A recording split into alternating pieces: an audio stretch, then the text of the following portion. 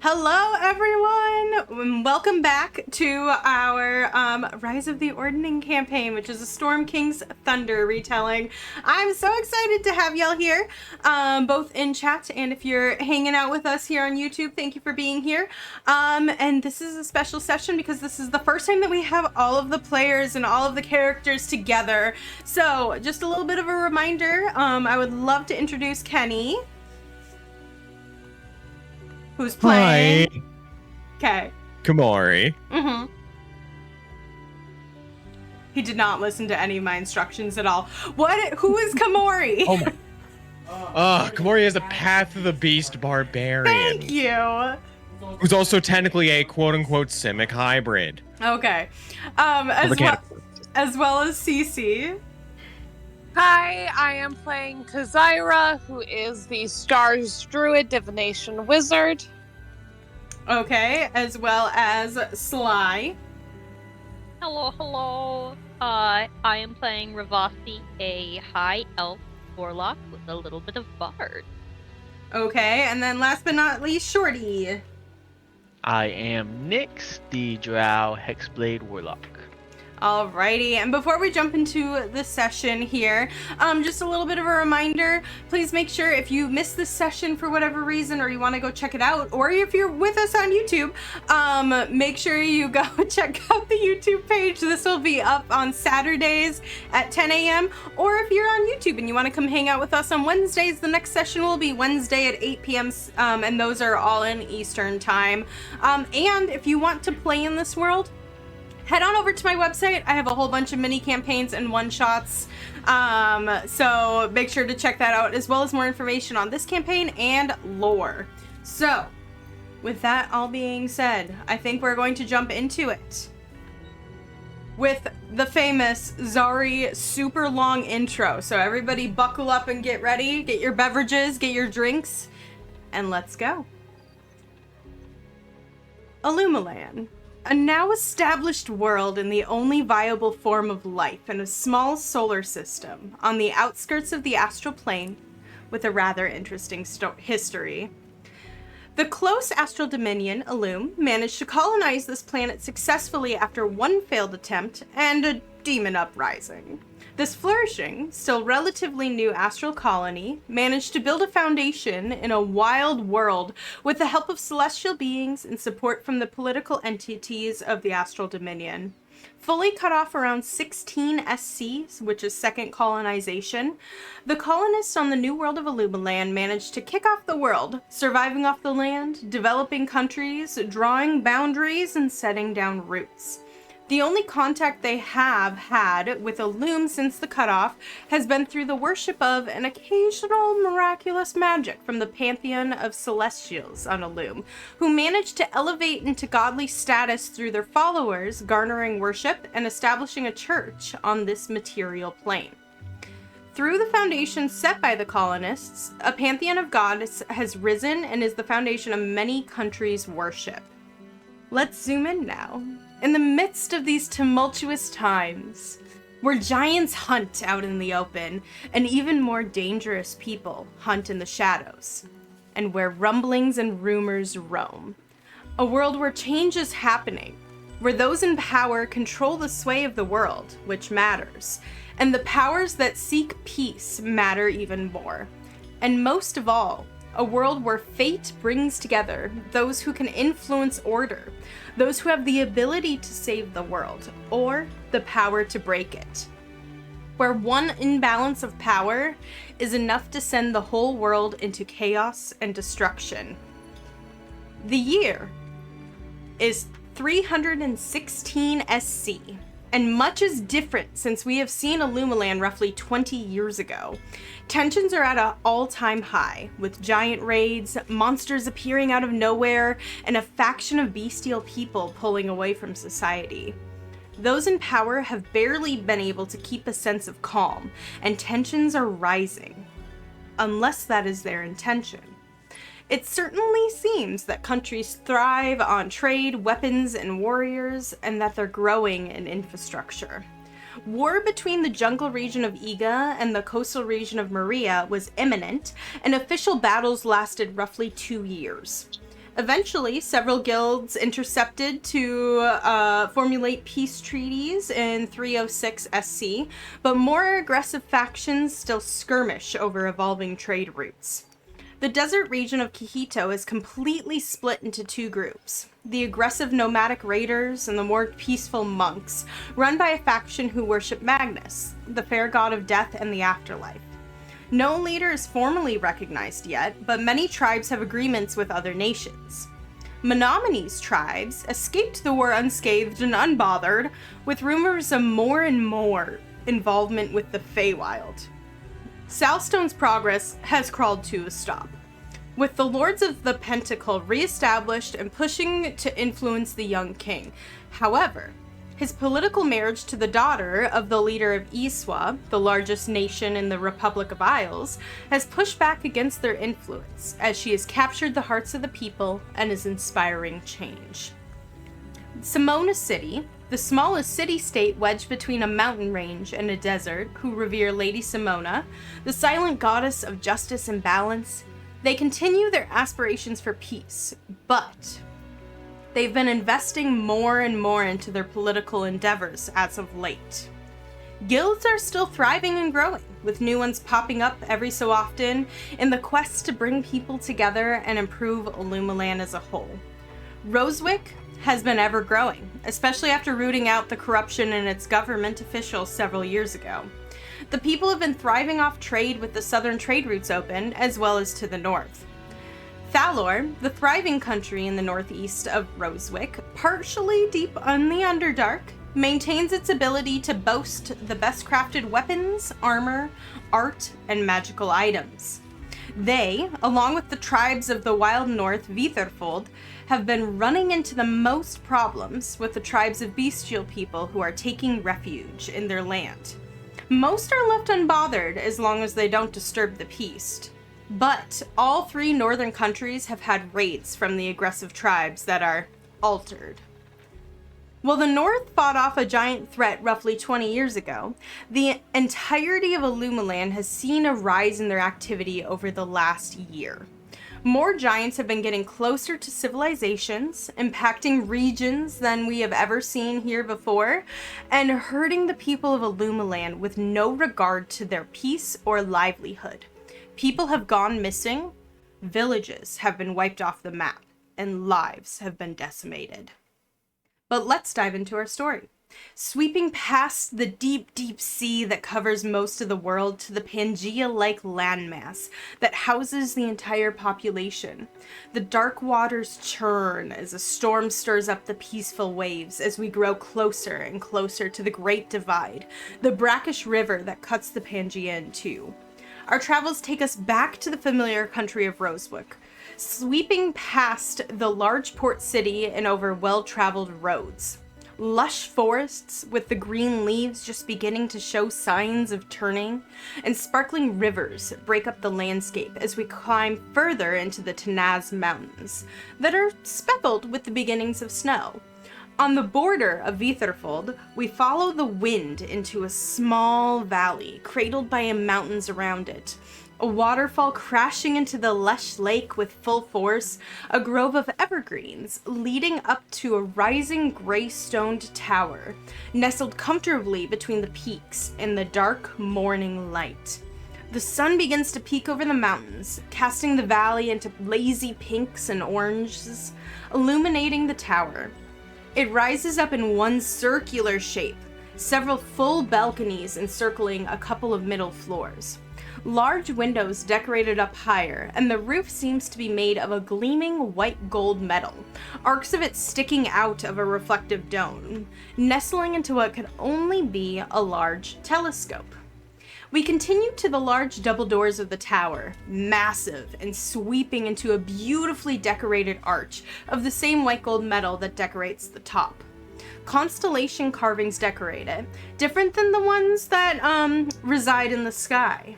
An elaborate dragon-headed knocker lays nestled in the lower center, golden and still. The huge door, spanning multiple feet among most medium-sized creatures' heads, opens into a grand entryway. The vastness and brightness of the room is awe-inspiring, light pouring in from huge floor-to-ceiling windows that were not evident on the outside, reflecting off the marble tile. A pool sits in the center of the room, water pouring from 3 stories above to from a balcony around the entire edge of the room on the 3rd story. The water falls from a large dragon head, leaning over the balcony, its elaborately carved mouth open in a soundless roar, spitting water like it's an alive counterpart's breath weapon. Through the pool, we descend into a hidden room of white stone, decorated by glowing stained glass windows to nothingness, and arcane circles in the gold decorating the floor. A flash of arcane energy, swirls of golden and tan lights as the figure appears from one of the circles. Komori, if you would describe yourself for everyone. Oh. That was... Oh. Komori is a 6 foot something. Really up for debate on that. She is a hulking brute of a woman. But more so, her height isn't her most defining feature. It's the fact that underneath the cloak hides a, someone who's very, we'll just say, I'm not going to say fishy, but she's definitely got some stuff about her for sure. Where she has all this, like, aquatic features a part of her and everything, and just generally very standoffish because of it, to say the least. And let's just say when she gets angry, those features are a lot more pronounced. Alrighty. With that, you see stairs in the corner that lead up. Are you spending time in this room, or would you like to ascend? Granted, considering I just got magically teleported, I'm just gonna take a second to just catch my bearings and figure out, like, what all is going on. Just be like, just because how she normally is, she likes to know, like, her surroundings as best she can before she gets involved in anything. Okay. You look around, and as I described earlier, there's circles of, like, arcane nature and gold on the ground. You see stained glass windows, and each seems to be a sort of different constellation set around the room. It looks like there's probably about 8, and you're not seeing much else other than the stairs in this space. And you don't hear anything except for water above you.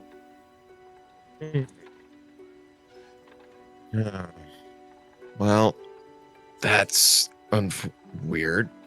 Okay. All right. And she is just gonna crack her neck a bit and then just start heading up the stairs. All right. And as you do, you watch as the water parts above you, and you step out of this giant pool into the center of this light room. Floor-to-ceiling windows give you a stunning view of a mountain valley and the sparkling lake. Around the room, you see several sitting spaces, a bar that's kind of on the other side on the far wall, and a door that is next to it with a carving of a flower decorated on the top. Huh.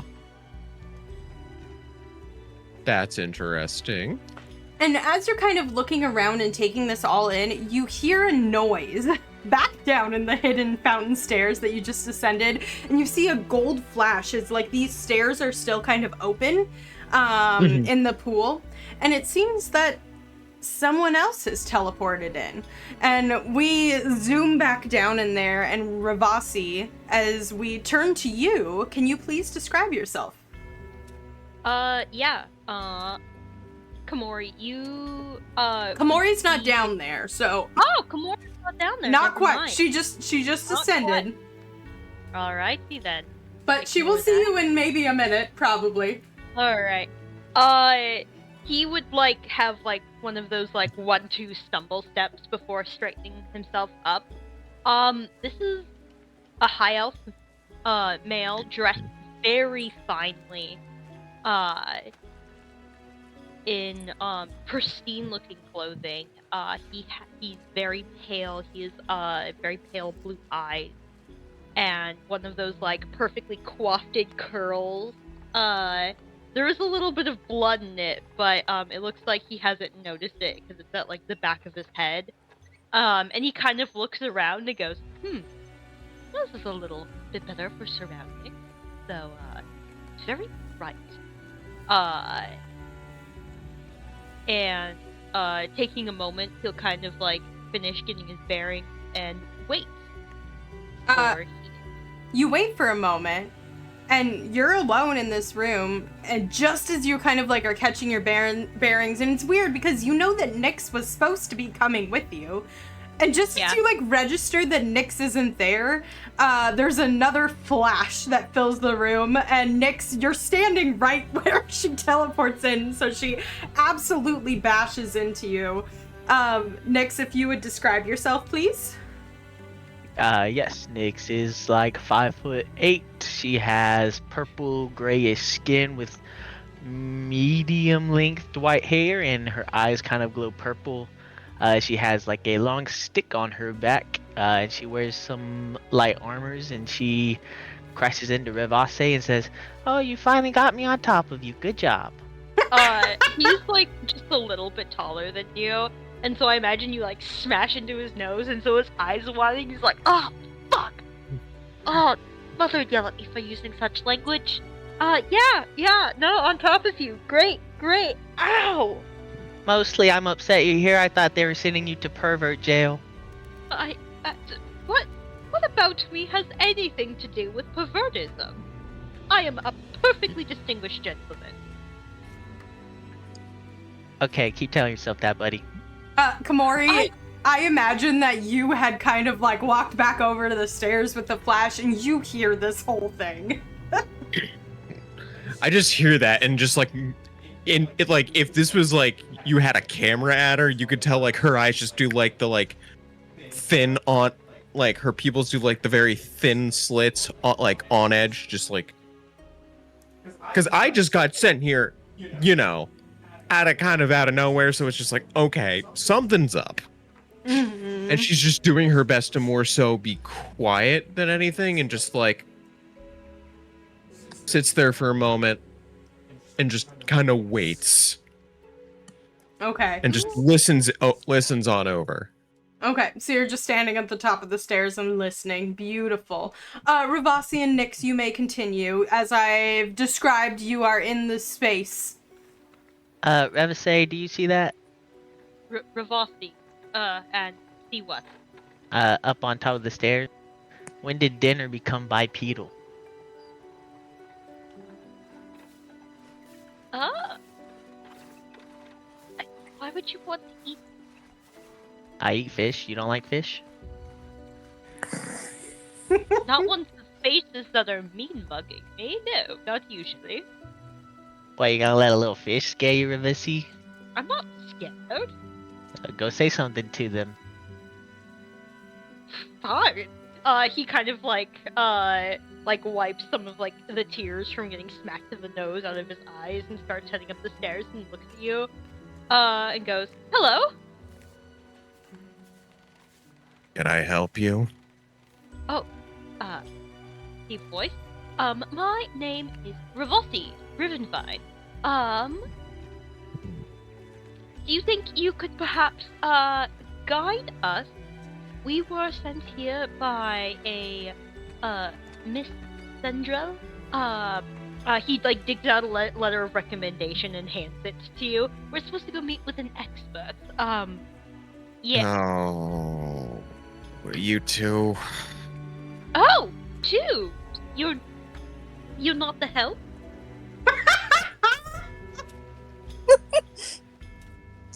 Excuse me? Yeah, the welcoming party, what do they call it? The attendant? You're also sent. Well then. Brilliant. Do you think you know where we might have to go? I literally just got here, Also, You are so rude, Revasi. Hi, I'm Nyx. you literally called her dinner. You were asking if she was friend or food. I said nothing of. Would you stop, Rivasi? We don't have time for this. What's your name?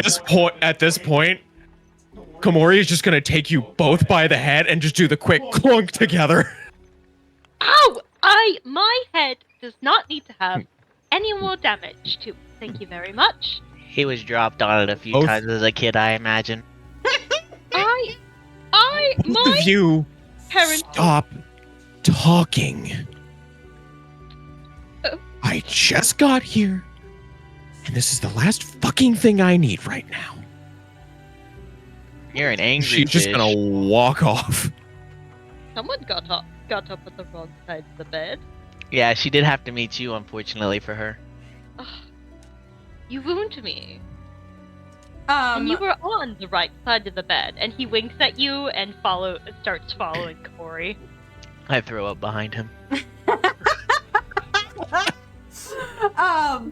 So there's several sitting rooms. There's also bar stools at the bar. And kind of as you guys fall silent for a moment, you recognize that you're hearing a muffled conversation at the front door.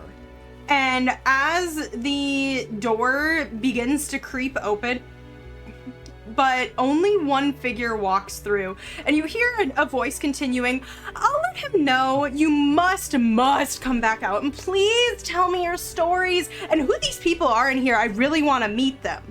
So, Tzira, you teleported back, but you missed the mark a little bit, and you landed in the lake, and you are absolutely dripping water all over the floor. And as you walk through the door, listening to Yanwa talk your ear off as she often does, please describe yourself. Tzira weighs sopping wet, literally 110 pounds. She's 5'10", a very willowy human woman, in very long robes, with a huge scarf that wraps around and has autumn leaves at the end of it, as well as a mask that covers the top of her face. And you immediately see her almost become more frazzled at that last sentence as, "What do you mean there are people here?" Oh, just look, honey, turn around. And as you do, you look around, and there is multiple people in the room, as they have described. Komori has walked over and sat down in one of the sitting rooms, and it looks like the other two were kind of in the process of walking over. Bye, have fun! And then the door slams shut behind you. I'm gonna take 5 seconds to prestidigitate myself a bit drier. And then I'm gonna take stock of the people in front of me. Hello. My name is Ravasi Rivenvine. Do you think you could perhaps help us? You seem to have entered from a different way, which helps me to assume that you might actually know what we're doing. DM, I recognize them, right? Yes. I mean, you don't know their faces, but you recognize them. You watch as Tzira immediately starts to fumble with her bag and 2 journals come out. A mage hand unfurls one, starts flipping to a page extremely rapidly. A pen starts to come out of her pack at the same time. Okay, so you said one moment. I'll ask a question when I'm ready. Okay, you said Ravasi what? Rivenvine. Rivenvine. Okay. Is that spelled Rivene? Vine? Wine. Wine. You see, it's a riff off of river wine, which is anyway, that's a long story. I am glad someone here is giving us the treatment that we need. Tobias! They're here! As you do that, so Tzira, you're looking around. This is your normal home, right? And you guys all have kind of looked around, and as you're shouting up, You notice that there's 3 additional doors that have never been in this room before now, as well as your normal room with the flower indicated on it. Breakfast foods have appeared on the bar. There's a huge spread, including some of your favorites, a pot of coffee, 2 types of tea. You shout up. You don't quite get an answer. But you assume he knows. I mean, he spawned food down here.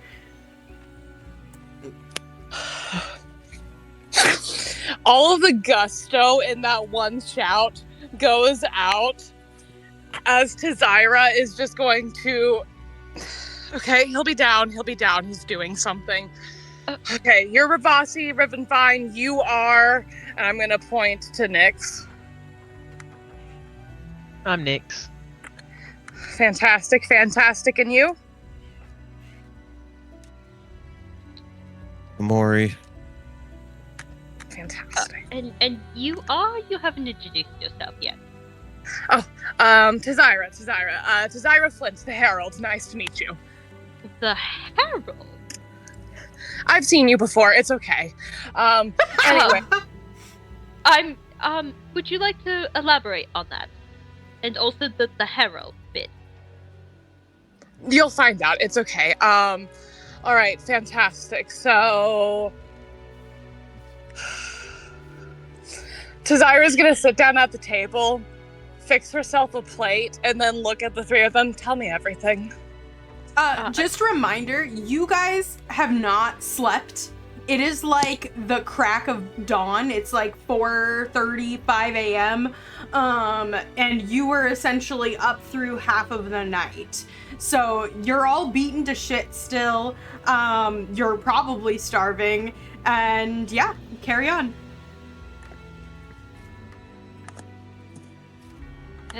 Are you the expert?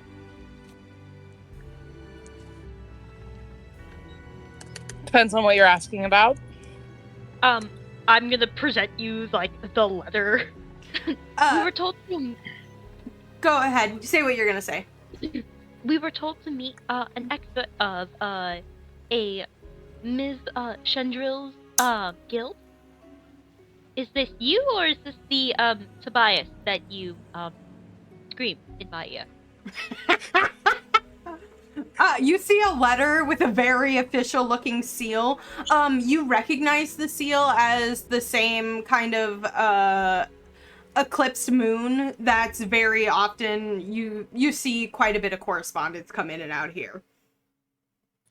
I will take the letter, take stock of it, and then kind of out of nowhere, you guys finally see Mippet, the Tressum, come through, who is going to grab the letter, and I'm going to send her up to Tobias. Okay. Yeah, if you want to describe what Mippet looks like. Absolutely. Mippet is a small Tressum with very, very thick fur and a Siamese pattern with brown wings. She has these big old blue eyes that are very, very cross-eyed. And she's incredibly uncoordinated whenever you see her start to totter off. Yeah, she takes the letter in her mouth, and then she lands on the top of the bar, gets absolutely distracted by the food, drops the letter, sticks her face in the coffee, and then steals like a donut, and then starts to fly, and then circles back around, remembers she forgot the letter, scoops it up, and takes off.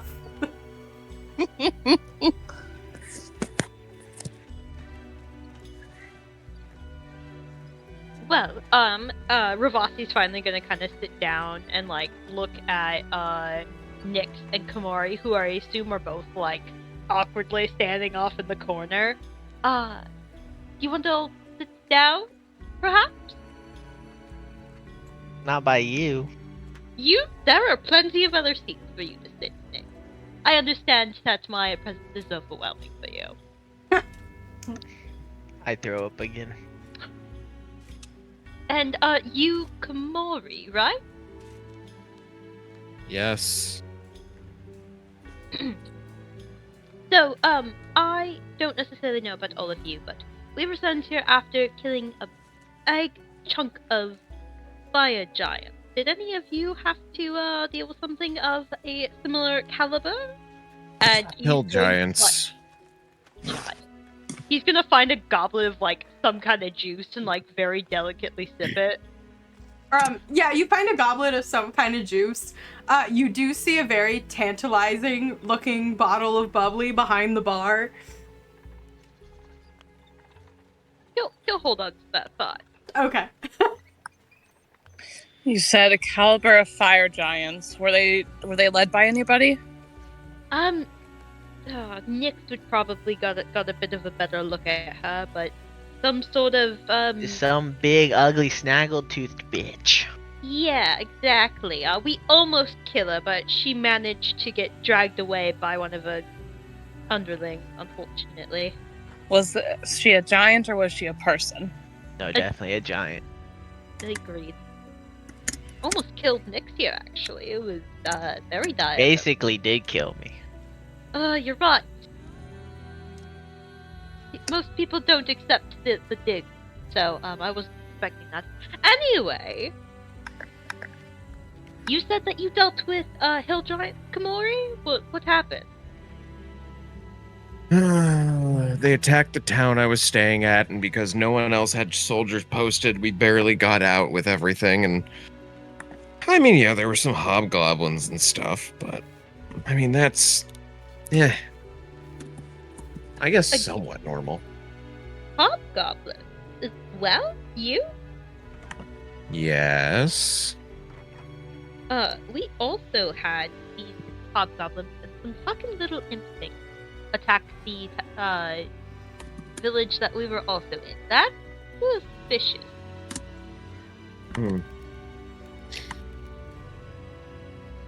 What about you, Zara? Tzira. Tzira. I was in the village of Hearts. We were attacked by a good amount of frost giants that were led by some sort of necromancer / mage woman, pursuing a man who has not been on plane. I was able to turn them away.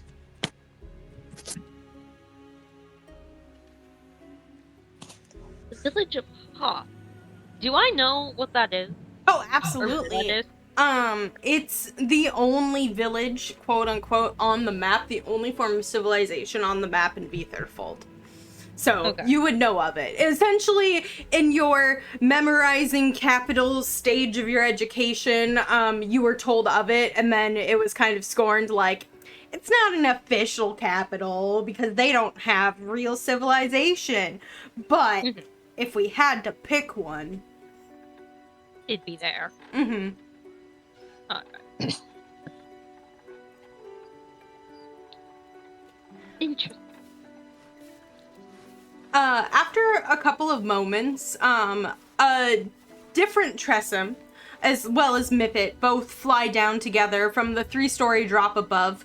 Mippet lands on your shoulders, and the other Tressum circles you once and kind of lands half on the table next to you, Tzira, and then she like butts up against your arm. And her coat is almost a tan tinted white that looks golden in the sunlight. And as you look at her, her eyes are pure gold and a bit otherworldly, and more slitted like snakes. And there's an immense amount of power reflected off of her.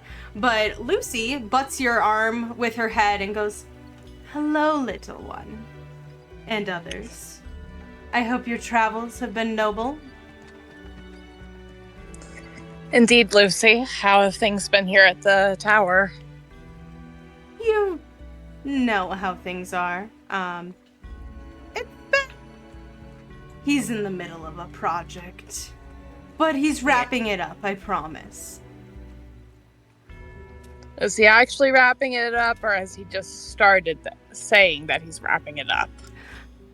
He started wrapping it up the moment that he felt someone teleport down below, so it's been about 10 minutes. Cool, I'll take a nap. Finally, someone's speaking my language, and you see Komori just drop. There's like a full-on couch right there, and Komori just drops on the rug. It's a very plush rug. Oh, we just She's used to sleeping in worse. This is fine. sleep anywhere nowadays. All right.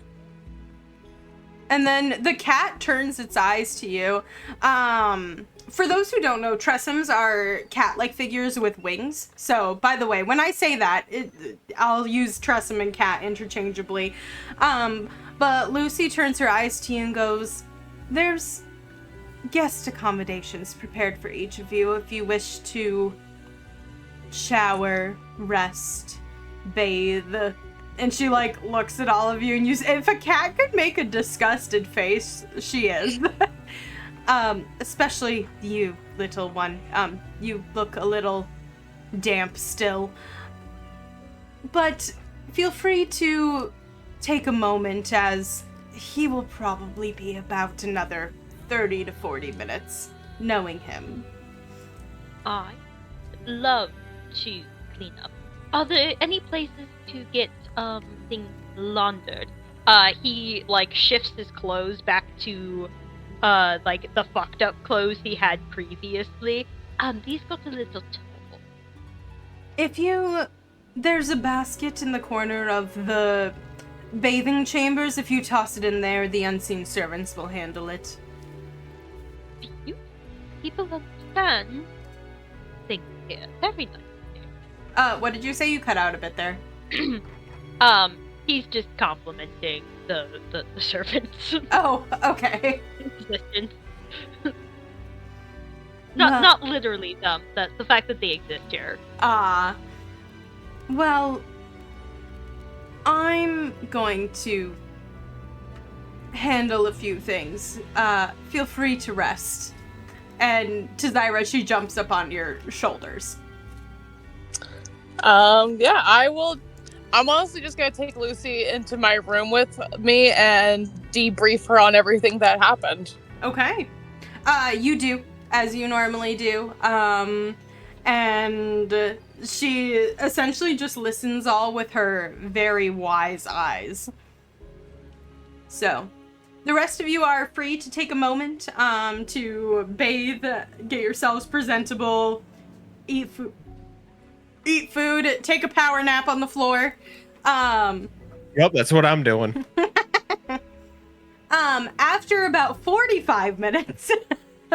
I have done something. Absolutely. What would you like to do? I'm pretty good at sensing souls, correct? Yes. Yes. Could I have this point kind of, I know Nyx is pretty good at this point. I kind of want to get some insight into Komori's and Zara's. Okay, go ahead and roll me, just a straight charisma check. Alrighty. Unless, I can't remember if we talked about a mechanic for this, but I feel like... We did not. I feel like past Zari would have also picked a charisma check. How is a 23? I also have whisper rolls on, but I promise, guys, was in fact a 23. I can clarify that it was a 23, even though everybody can't see it. So, from what you sense, you know Nyx's soul. To Tzira is much the same, although it's different, but there seems to be something there. As well as Komori isn't, but there's a taintedness that makes everything in you disgusted. You also get an overwhelming sense from Tzira's room and where Lucy went. And it's like a soul that you've never seen before, but it's not like anything that you would be looking for. All right. Huh. Then. Yeah. All right. That's all. Okay. Anything else that anyone would like to do in the 45-minute break? A Nope, thorough just power napping. Okay. With that, after about the 45 minutes or so, you kind of hear like a Lucy perks up in your room to Tzira, and you get the sense that Tobias is coming down. And the rest of you just kind of hear a older gentleman talking to Mippet, who snuck out and went to go bug him after a certain amount of time. And so they're descending together, and he doesn't fly or anything. He kind of just floats down the falling water and lands down there in the area. Looks at Komori still napping on the ground, and then kind of like looks up at you, Tzira, as you walk out. The three are here. I've been seeing them. They're here. They're here, Tobias. My God, they're here. I see that. Well, I'm happy that you're here safely. It is good to see you. He like walks over and he kind of does the weird thing where like you can tell he's so relieved, and he like does the weird grandpa hug. Like you know what I'm talking about, right? Like the super awkward, like he's hugging you, but it's weird. Well, do you want to... I apologize for the delay. I was in the middle of a ritual. But if you want to gather everyone, we can meet over coffee. Yep, sounds good. Always take the coffee. Okay. After a couple of minutes, Tzira gathers you all. There's a kind of a cozy looking coffee table, and Tobias snaps and more like a plate overflowing with pastries and fruit and cheeses appears on the table, as well as coffee. Komori, you wake up like to chaos happening right above you. And the rest of you come together. What did you say? What the hell's going on? Oh, We're drinking coffee, and he hands you a pastry. I am just gonna carefully take it because she does not trust this guy, and just slowly puts it in her mouth and chews it, just staring at him. He looks a little more interested in you than he did before you took a nap, and is smiling brilliantly at you. She now looks disgusted. the pastry's very delicious. Oh, it is. She's just disgusted by Revasai. Ravasi! I told you he's a pervert. I am... What about me makes me seem like a pervert? Let's ask Komori. The fact that you're smiling at me, for starters. I'm trying to be charming. You come off as perverted. No, not perverted, just kind of creepy. A Should potato I- tomato Komori. Woman. You stay in a room full of women. You look at Tobias, but Tobias is studying you. He does not like commiserate at all. He does not understand. Anyway, you must be, Tobias. He's trying to, like, get off of this very devolved conversation. He kind of reaches into the huge elongated arm of his robes and pulls out the letter and hands it back to you and goes, yes, I am Tobias Sinclair, the great wizard of the north, blah, blah, blah, blah, blah. But I see that you have been brought to my door, and he pulls out another, like, additional piece of paper that had been folded in your letter of recommendation. So she sent, like, a Tobias note and then, like, a generic one that you can use. Okay. Seems that there was, giant problems in Tristag, and she looks at you, Komori, and why are you here? I think I had gotten a letter too, if I remember correctly. I think you did too. It's been a bit, to be fair. Yeah. It's been like a month and a half. And in this case, Komori will also just pull out a letter, just like, well, unfortunately, they're not the only ones. He opens it. Oh, Maxine! Oh, I miss her. How we used to carry on about all of the way that... Oh, have you seen or heard of the essence pearls? They do some great, amazing things, and the chaos magic that they hold. Oh, Maxine helped me research all of that. And he, like, starts to kind of, you recognize Tzira, he's getting into one of his little tirades. Anyways, so, yeah, by the way, Tobias, there was a necromancer with the frost giants looking for a dude who had gone off plane with the frost giants. Oh, there was frost giants. So, you're telling me there was an attack of fire giants, hill giants, and frost giants all in the same night? I mean, it sounds about it. That's terrifying. That would explain a lot of the energy spikes I've been getting recently. Things are stirring indeed. And, like, they have been. There's been unrest and friction. The giants have been struggling since they were dropped on Ilumelan hundreds of years ago. Poor creatures. But something specifically over the last, 20 years has been happening. I mean, Tzira, you remember the stories of the whole journey up north with Felgolis, if you recall those. But about 6 months ago, there was this weird snap that I felt. And see, I'm not actually a giant expert. I'm a dragon expert, but to many people that's kind of the same thing because they intersect. Why is wrong with me being a dragon expert? He looks at you very offended. Yeah, what's wrong with him being a dragon expert? Why is he pretending like they are similar and people think that they're the same thing? Because they're part of an interconnected ecosystem. Maybe pick up a book.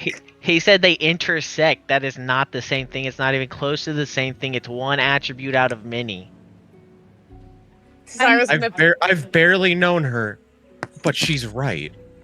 And I'm not even that smart. Their fates intersect is what I mean. Where there are giants... They're natural enemies. Yeah. Yes, exactly. And what happens when you have a predator without the natural enemy, and the predator just breeds and grow and eventually raises all of the prey. And so therefore we had to make sure that there was enough dragons in this ecosystem. And that's been my life's work. Okay, but can we stop pretending like you're a giant expert if you know nothing about them except for their fate intersect? I thought he said that he wasn't a giant expert. He said that people consider it the same thing, Revisi. Are you not listening to this He crazy was literally head? complaining. He was literally complaining about people not understanding. There's difference. I can still help you. Don't worry, young one.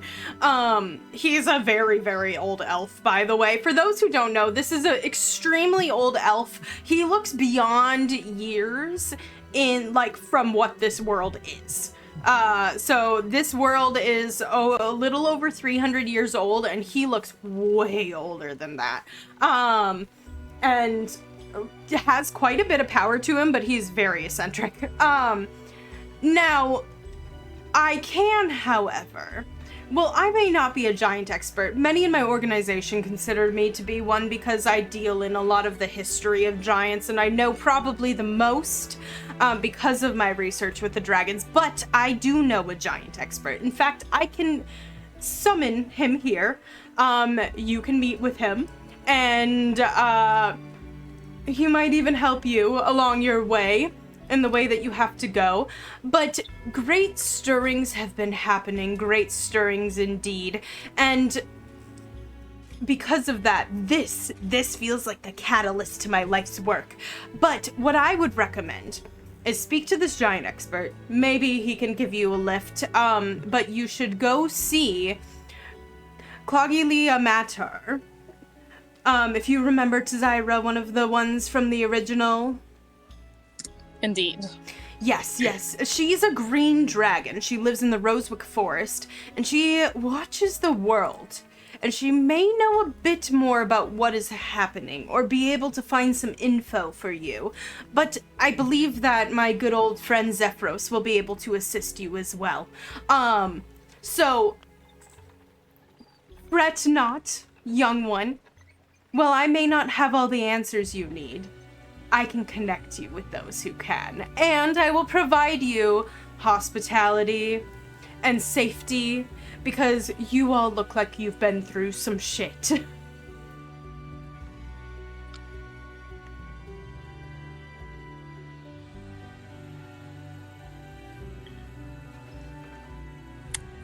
Zyra's gonna lean over to Ravasi and just the polite thing is to say, thank you for letting me stay in your tower and giving me hospitality. He completely deadpan kicks you in the shin and goes, "Thank you very much for letting us stay in your tower. Sorry, I was just very heavily contemplating everything you just said. Dragon expert, and then what was the name you said again of the green dragon? Will you send me how to spell it? I absolutely will. I was going to attempt to spell it phonetically, and I was like, "This is not gonna go well." No, it was not. That was a mouthful. You're welcome. It's not that hard. It's just Clogilia Matar. It's not like I've seen this before.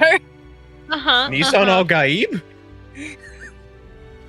Thank you, DM. You're welcome. By the way, I need you to know this name is not my fault. This name is Storm King's Thunder fault, so don't come at me. No worries. Oh, okay, fair enough. What were you saying? I was saying, Tzira. I don't know if you've ever had siblings before, but, like, it was, like, the most, like, sibling-esque of, like, shut the fuck up.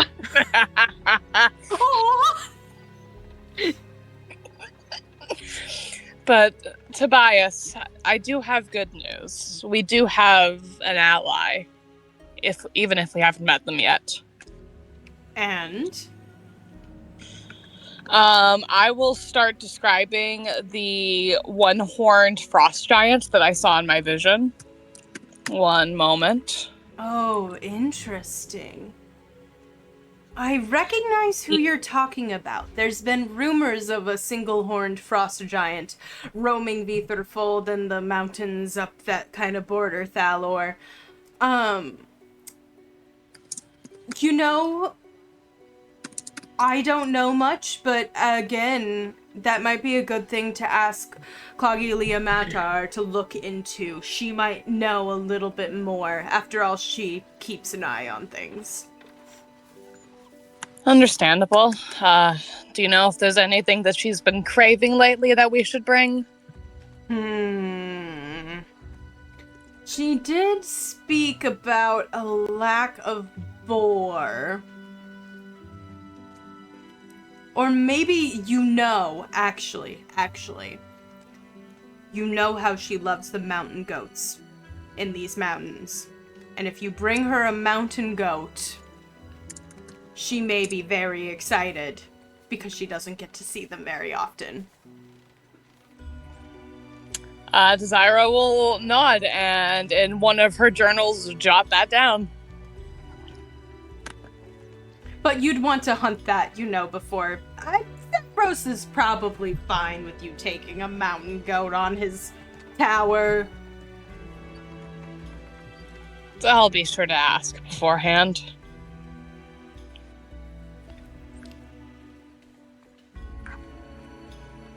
Well, if that's all...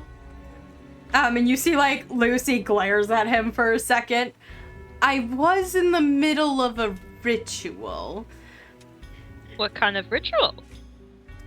I mean, if you really want to know, I was coagulating the, kind of the way that things go between the celestial stars on the planetary system that's a little bit north of here. Oh, this is going completely over his head, but he's still just like very like engaged, nodding, sort of like I need to schmooze this guy. Fascinating. Tell me more. Yes, and so by being able to triangulate all of the different star systems, I'm able to figure out where the planetary system is. And if you didn't know, there's planes that are interconnected to planetary systems, like ours. You know, there's a Feywild that we kind of stole from a different planetary system, but there's different planes connected, and sometimes you find lost figures. And when you find lost figures, you can maybe pull them a little bit closer to Ilumelan, and then there's more power for us to pull from. Fascinating. You could say that's my life work in a way. But it takes years.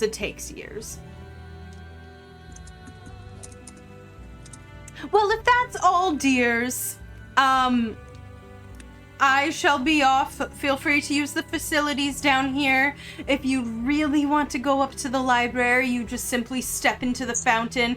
I wouldn't go up much further. Just a lot of the, they've been a little more active recently, but most of them have left. But if they see someone in their fighting arena and don't know who you are, you may get killed. So maybe just stick to the library and the lobby down here as you have found your rooms. Interesting. And he steps back into the fountain and leaves. Lucy kind of nuzzles your shoulder to Tzira, gives you like this knowing look, and just says, "Be noble." And she takes off after. Tzira will nod. After the Tressum is fully gone, Ravasi's gonna clap his hands and goes, "All right, who wants mimosas?" And goes and collects that bubbly. Yes, Ravasi! The fuck's a mimosa? Oh, you will love it, Kamori.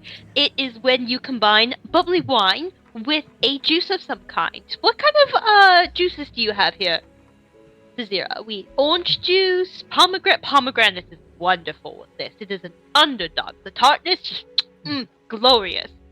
Apple juice is fine, but he's kind of like rifling through what kind of juices there are. It's really funny as you think of a juice. It wasn't there before, but now it is. Oh, my parents need to get one of these bars. And he pulls out, like 4 or 5 different kinds of juices and just starts pouring little testers for everybody. Oh my god, you're making mimosa flights for everyone? Hell fucking Oh my yeah, god. I am. He goes, "I wonder if it could give me like a lavender infused." Oh, there's the lavender. He's got like flights for everybody, and he's just enjoying himself. Well then, feel free to try, unless any of you are alcohol averse. It's generally not good when you're trying to stay up. Aren't we supposed to be relaxing? I've been up for I don't know how long at this point. Well, And then she's just gonna barrel through her entire flight. Ravasi's looking at you like, do you enjoy it? I'm gonna be honest, it's no meat. I don't care for it too much. It's okay. Oh, you like meat. Interesting. Nix, you haven't tried yours yet. I even got you some that look like... Revasi, you've never seen me drink. Why do you think that's gonna change right now? Alright, fine. He pours you a flight of just different juices and hands them to you. Now you're talking my language. I even got an extra bit of tomato juice that looks like blood. I thought you might get excited. I'll skip that one. Komori is just going to casually take that and down it too. There's some you can combine actually the tomato juice with like a hard liquor and spicy peppers and I forget what they call it, bloody something. But it is excellent. That's called a bloody Ravasi. It's not a bloody Ravasi. It's named after Komori, what do you think? Bloody Ravasis? It's some saint, some goddess's name. I can't remember off the top of my head. The gods I are not don't really in my know. wheelhouse. In all fairness, why would you want to give him credit for something that he didn't even do anyway? I feel like Unless you're asking to make him a bloody Ravasi. I feel like I'm getting insulted and then suddenly threatened here, and I don't appreciate where the conversation has turned to. So, anyways. And I thought I'd be here for a Ravasi. one. I thought I'd be here for a one-off, but here we are anyway. Because it seems I have to make nice with people now. Oh, Can we well, have a sidebar Ravasi? Sure. Yeah, step into my corner. Are you taking him into like a full other room, or are you just pulling him to the corner? Nyx would just pull him to the corner. Okay, so you two can both hear this. Oh my god! The whispering is not whispering either.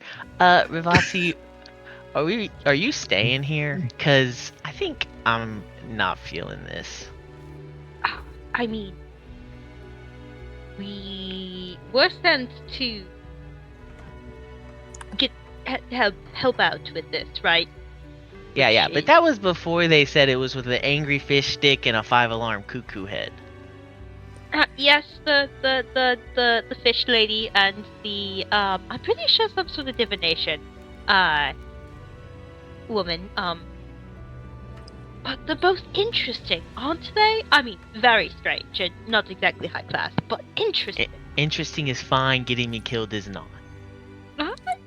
Something tells me that Komori could break me in half if she wanted to, so I'm not too worried about killing. What does that have to do with getting us killed after she gets herself killed, though? Something tells me she can handle herself in battle. Call it my intuition. You got a lot of faith. You, by the way, are very aware that he has shit intuition. You got a lot of faith in someone you don't know and have never seen do anything. Well, I'd never seen you fight before last night. Yeah, but you're kind of just stuck with me. This is like optional, it seems. I mean, we do go meet this, clogger, whatever, dragon. See if it's worth our time. And if it's bad, you are more than welcome to start the long, long hike back to Tristar. Well, walking never hurt anyone, but okay, I guess I'll go see this weird dragon thing. But I am not trying to pronounce its name. I think we'll leave that to It'll Tzira. be lucky to get a sea dog out of me. Sea dog. Maybe sea drog? Ravase, stop trying to be funny. Stick to trying to be smooth. You at least almost get it.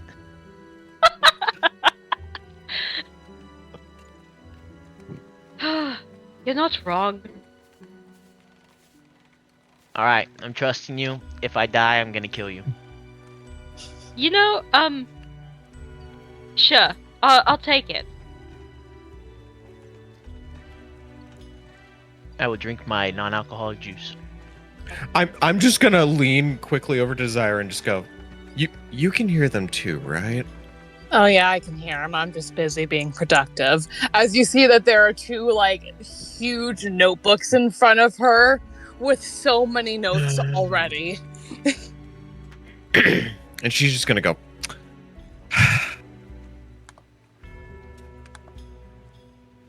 I always wonder what it was like to have friends. Now I'm wishing I didn't know. If this is it. So Tzira will just kind of cock an eyebrow. This isn't it. This is people who you're with right now. Hey, Nyx. Yes, Tzira. Thank you for pronouncing my name correctly, first off. I appreciate it. And I will shoot a sharp look at Ravasi. Ravasi's gonna look at you confused, like, I got it wrong? Ravasa, you almost always have it wrong, trust me. I mean, you were Are you- saying that the other night. The only thing funnier than the fake moaning of a woman is the real moaning of a man who's being fooled, so.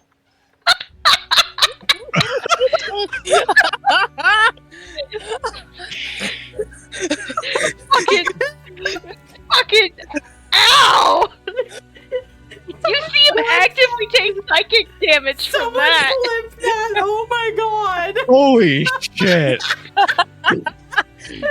I'm dying. I hate it here. I love it, but I hate it. The shorty stingers never fail. I love making a little wet man for Shorty to mock. It's the best.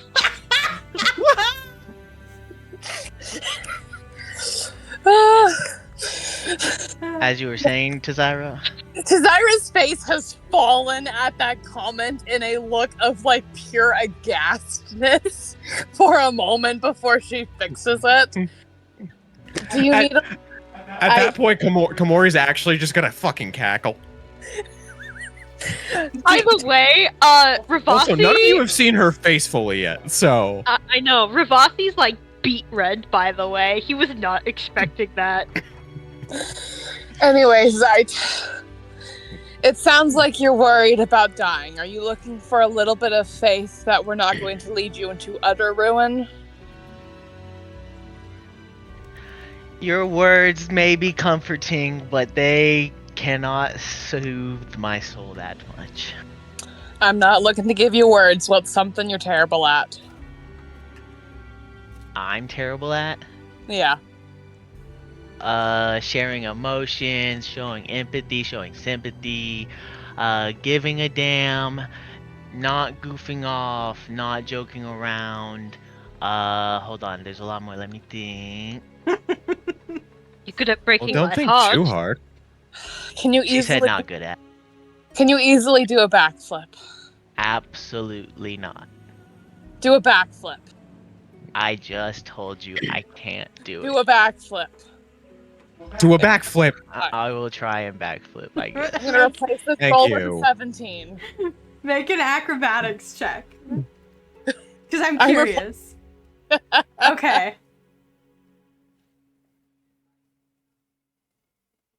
I got one better with the 17.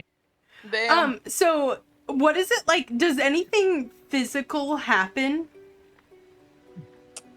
There is just this moment whenever Tzira pulls on the strings where it feels like your body just aligns itself a little bit better, and there is a split second where before your feet hit the ground, you can see the position that they need to be in to make sure that you stick the landing. Ho ho, my first backflip, Rivase. Are you jealous? Sure, very jealous. You Whatever. you did a very good job. Thank you. You know, you keep smooth talking like that, you might get to watch me go to my bedroom tonight.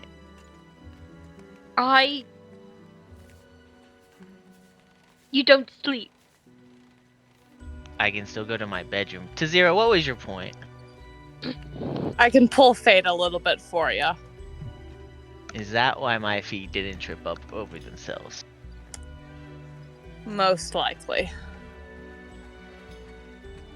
Alright, you can pull fate. What about you, Komori? What are you good at? I'm good at knitting. Oh, you know, that's not exactly something I was expecting. But That was sarcasm. She has no fingers, Rivase. I'm gonna Oh, I have fingers all right. And she's just gonna flip you off. Oh, look at that. It's not even webbed. Color me wrong. All right, but no, actually, you seem rather strong. Are you good at battling? At this point, Komori is gonna lift up like part of the cloak where you can see her arms and everything. You just see a bunch of different scars, but also like all like the scales and everything like that on her, and just goes, I don't know, you tell me. I'd say no based on all those scars.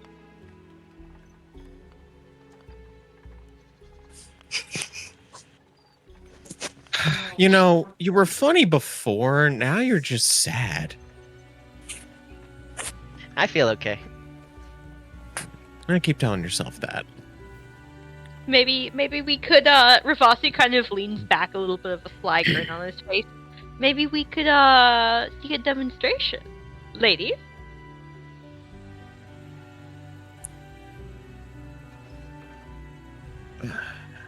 Rivase you literally wanna step watched on it? me die 10 minutes ago and is trying to get me to fight you. First of all, that was like an hour and a half ago. Whatever, And I second still of all, died.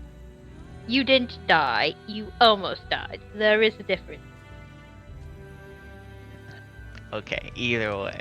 I mean, I surrender. You win this one, Komori. I know I can't take you right now. Look at it this way, we're both in shit shape. I'd rather do the right thing and do it when we're both at our best. Then again, you have everyone else who isn't going to wait for you to be at your best. Very fair. Shockingly very wise words. I was expecting a lot more tension based upon previous conversations. Anyways, I'm too tired for this. fair enough. Does that mean the anger is a facade and you get tired and you're chill? Look, you know how we women are. Many mysteries, yada yada yada. What? Maybe I it's don't not know your how this fault you're works. so bad with women, Rivasi. I'm quite good with women, thank you very much. Are you sure that smile still says otherwise? It's not creepy. It is charming and endearing. I'll mouth to Komori, it is creepy. The most And wise monks say to wait for proof. I don't need to get insulted here. I get bitches, alright? And then he turns around and walks to his room. Quite the closing line that guy has, isn't it?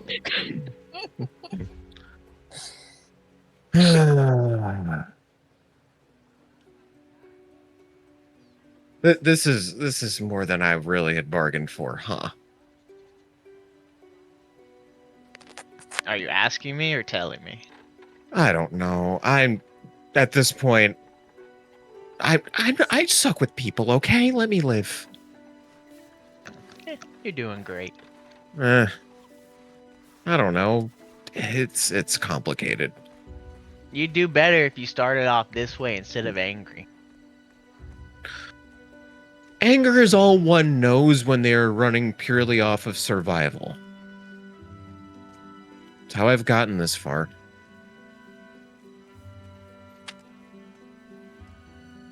Well, maybe Tzira can make you a multifaceted creature of multiple attitudes and personalities, and you can change to fit the community and environment you're in. Thanks. I think.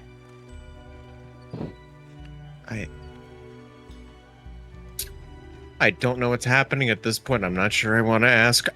Fuck this. I need sleep. And then she just goes off to her own room. When Komori leaves, I'll lay on my stomach and put my head on my hands and twiddle my feet back and forth behind my back and just watch Tzira. You're gonna be watching her for a while because Tzira is copying down everything that has happened in the last 48 hours, an immense level of details, and it's very systematic actually the way that she takes notes. You see that she has like all of her different journals are dog-eared and have different pages and like different tabs so that she can switch between stuff. There are annotations. It's even if you like glance at it, the wording itself is like so deep in academia, it might as well be code. I do not look at it or anything. I merely use you as my subject for my trance for my long rest. Beautiful. So evening falls, and eventually Tzira, you peter off to your bedroom.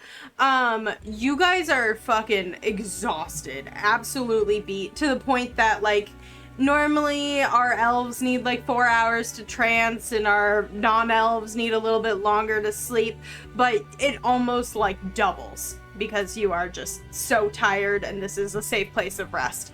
And so it's back in the early morning light. It's been almost 24 hours when you begin to kind of hear a commotion up above, a kerfuffle, and then Mippet yowls and then comes flying down and kind of bashes into your door, Tzira, that she accidentally shut behind her when she escaped. Yep, I will, Tzira will shoot out of bed, slap on the mask, and poke her head out the door. Mippet kind of flies around your head and then begins tugging your robes and kind of like doing the pointer cat to the outdoor thing. And you get the sense that that the giant expert is on his way, like almost here. Fantastic. I will, with the help of Mage Hand, wake everybody else up. So, knocks on your doors. Nyx accidentally conked out on the floor. You slept very well, though. It was a very plush rug. Good morning. Morning, Nyx. Trance How well? was your night? Oh yeah. Best trance I've had in the last 24 hours. Fantastic. I'm glad. Well, if you have any questions, I'd start thinking of them. I have none, but maybe I'll come up with one. Oh, fantastic. It looks like Ravasi's been working on, it looks like he's been working on, like, writing bits of a song.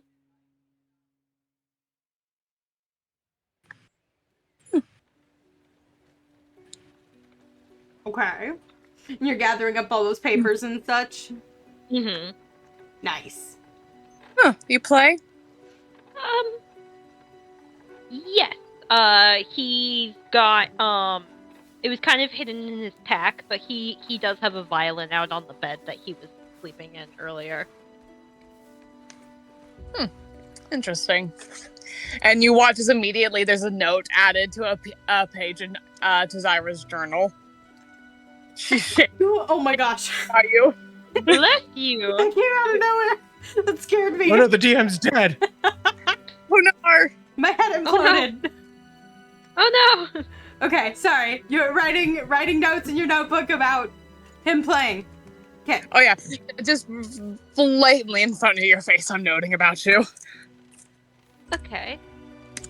Yes, I play a little bit. I had some professional training, when I was younger, and it is a lot of fun. Oh, well, you hold yourself like nobility. I am. I didn't think that was a question. Anyway.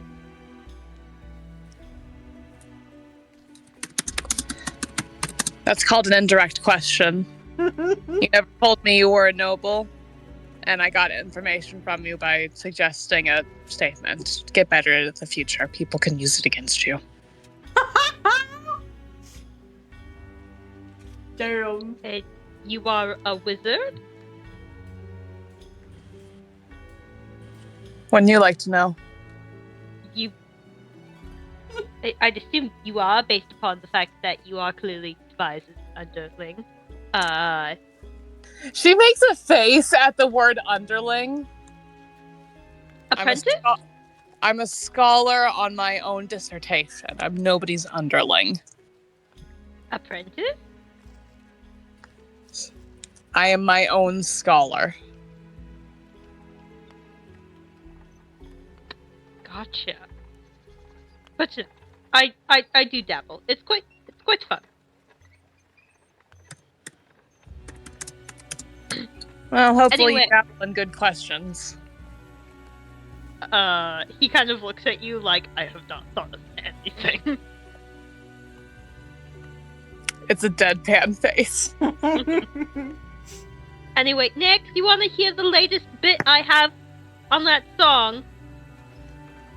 You know, Revase, for all of your shortcomings, and Nyx will deadpan at him and pause.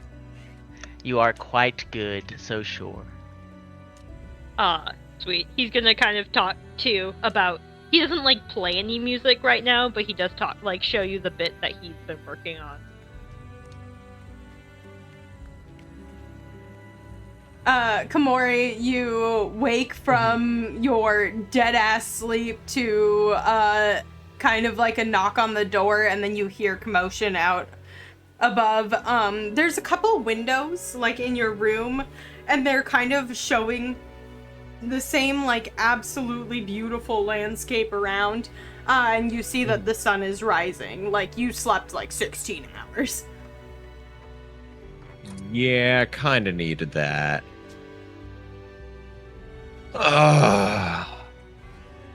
And she kind of looks out and just like, well, and in the case of just like, well, I guess it wasn't a dream, and just hearing everything, just sighs and gets up, opens the door. Okay. I was not hallucinating anything. Good to know. And you see here, the D minor is actually going to make it sound slightly more haunting. You know I don't understand any of that shit. Just play that shit. Fine. He pulls out his violin and he starts playing. Beautiful chord progression. It's one of those, like, somber yet haunting songs that feels like it'd be played at, like, for lack of better term, at one of, like, the low points in, like, a dramatic musical of some kind. The lead up to the power ballad. Pretty much, yeah. But then he stops a little bit short because he hasn't quite finished. I haven't figured out how to get the last Okay, couple it's of very stats. good so far.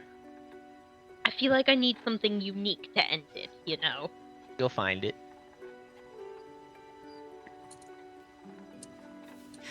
Lucy flies down and kind of, like, lands next to you all and just says, Tobias won't be seeing you this morning. He didn't finish the ritual until a little bit ago, but it seems that Zephyros is landing shortly. You'll see a stairwell that you can ascend. He doesn't leave his tower, but he can teleport you to, oh god, Clogly. Oh no, I'm suffering. Cloggy Just Lee call her Amater. Sea Dog. It's easier. No. So, a free ride is a free ride that saves you quite a few days of walking. Gather your things.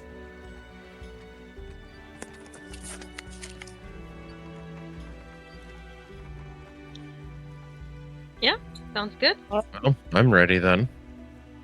And safe travels. Be noble, all of you. Why does she keep saying that? She flies away. I think it's just our catchphrase. It's weird. You're the only noble here, I think. It's a good catchphrase to live by. But aren't you born a noble? I guess you could work your way to it somehow. I think it means more in the general sense of like being noble as opposed to like the class. Exactly. There are plenty of nobles who are very disnoble in their actions. I look at Revisi. He is currently packing away his violin and does not notice you. Yeah.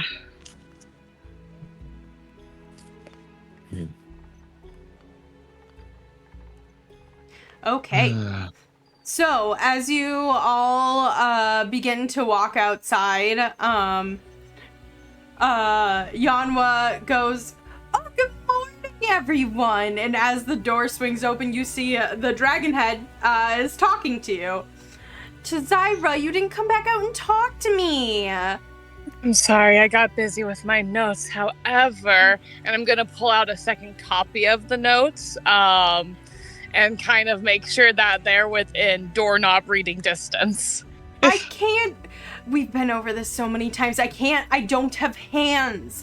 I can't pick up notes. Look, they're starting to blow away. Get up, get. Okay, I'll grab him with the maid's hand. Okay. You really need to get like a animated suit of armor that she could command to like flip the pages. Oh my gosh. Tobias! She starts yelling.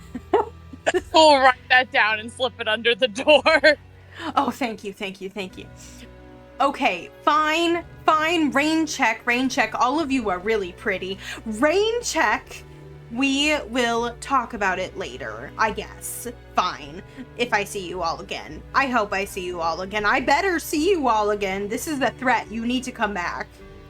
I don't even know your name, but thank you for the compliment. My name's Yanwa. It's nice to meet you all.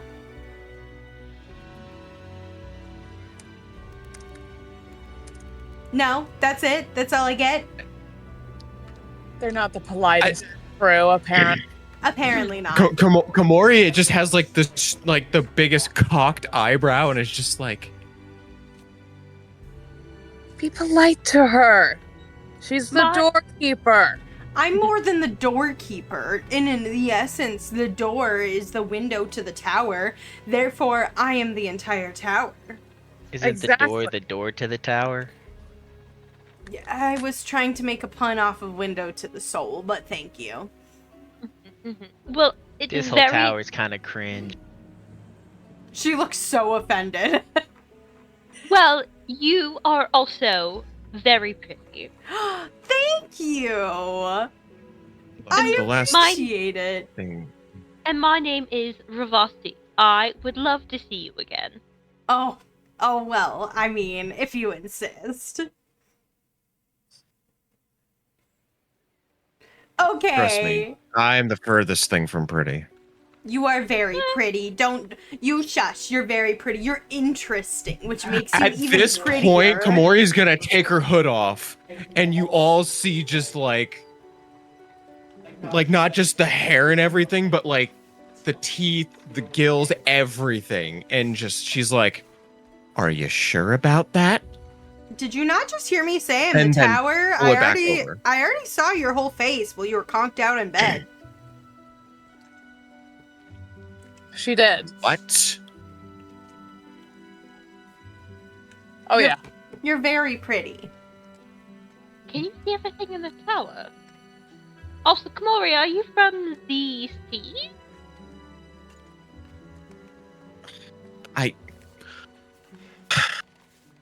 Look, I'm not talking about this right now. Oh, okay. Yeah, you better hurry because Zephyros is right there. Who? And you kind of turn around and you see descending from the clouds on a cloud is an enormous tower that's like thousands of feet ahead of you. The tower must be hundreds of feet tall in the way that you can like actually see it and make it out. And the spire looks strangely like a pointy wizard's hat. As it drifts closer to you, stairs made of cloud begin to form underneath it and they descend towards you all. I need to express how much fly wishes this was her home. And I think with that, we are going to take a super quick break. We'll be back in about 5 to 10 minutes, and we will continue with the Tower of Zephyros. See you in a moment.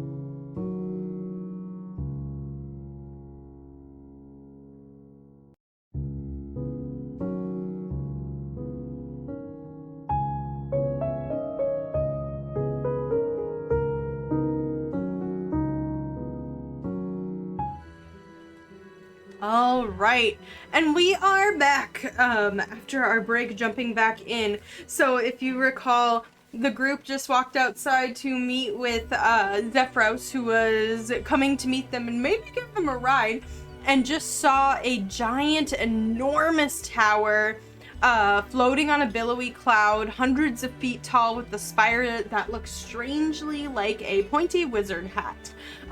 Cloud stairs descended and descended towards you and appeared before you. Beautiful. Let's go walking. Hell yeah. Yep. Yanwa, like, yells as you're leaving, goes, "Bye, have fun, gather more stories, and come back and share them with me." Will do, Yanwa. As you begin to ascend the stairs, there are thousands of them. There's a lot of stairs. And it's a bit of a climb. The less constitutional. Yep, sure. Those with lesser constitution probably are struggling a little bit. And you need to stop and kind of take some breaks. But after a while, you do manage to make it up to the top of the tower.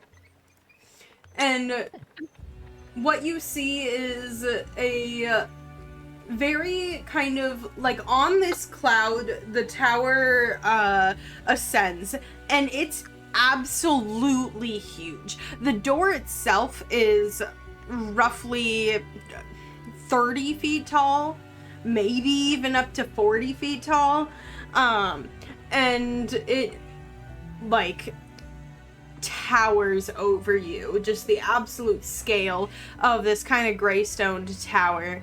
And as you're kind of getting to the top of the stairs, some of you are probably like dying for breath, and you flop into the cloud, which feels like, you know, flopping on a cloud, you kind of half disappear into the cushiness of it. And you hear the door open, and you kind of, I imagine that, like, Ravasi probably flopped onto the cloud, dying of breath a little bit. I've got like a 12 constitution. It's not the worst. You're huffing and puffing, man. Oh yeah, no, I definitely am like trying to straighten out my collar. This is just like a Tuesday afternoon for Komori. Yeah, Komori's fine. I keep eyeing Tzira.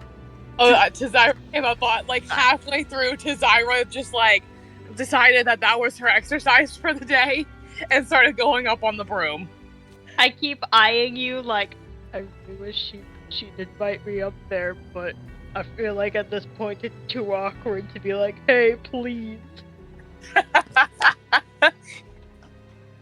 But Ravasi, as you're kind of catching your breath a little bit, getting swallowed by the cloud, you just hear a giggle around you. I'm gonna look around. Make a perception check. I'm real good at these guys.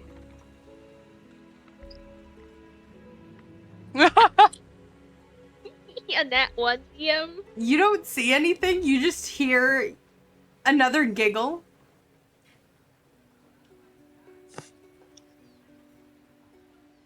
Hello? The clouds are giggling, guys. I don't know if I'm hallucinating or not.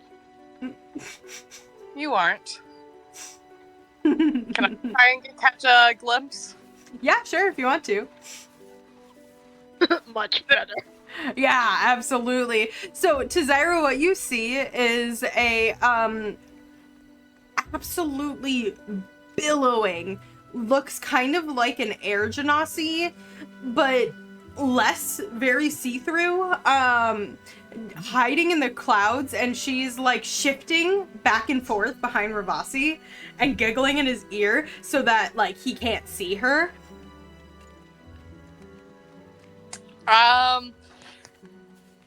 Tzira will give a little grin, and for like 10 seconds will play along, distracting Ravasi on the opposite side. You said she's over on this side? I'm trying to like look around the clouds. I think so. No, like listen, see if you watch where the clouds are going, it's in the opposite direction, right? It's in the opposite direction, right, Ravasi? Makes no sense. But he's still listening to you.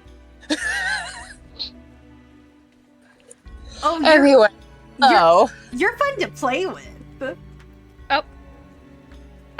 And she flies in front of you and like almost appears from beneath the clouds, and she looks like she's sitting cross-legged on it. Her hair is like billowing and kind of like a shorter bit, and she puts her hands on her knees and then puts her chin on it. Gods of the wind, I presume? Oh, I'm not a god. There's no gods here. Gods aren't allowed on Ilumelan, unfortunately. Well, you just seem beautiful enough to be one. Oh, you're really silly. No, but thank you. Is this just like a wind nymph? Sorry. You can certainly check. What's that check gonna be? Yeah, for you and your talents, roll me just a straight charisma roll. Oh, yeah. 7. Definitely just a wind nymph. Hey, I rolled one better, alright, guys? And like you're convinced that it's a wind nymph, even though you've never heard of wind nymphs on Ilumelan.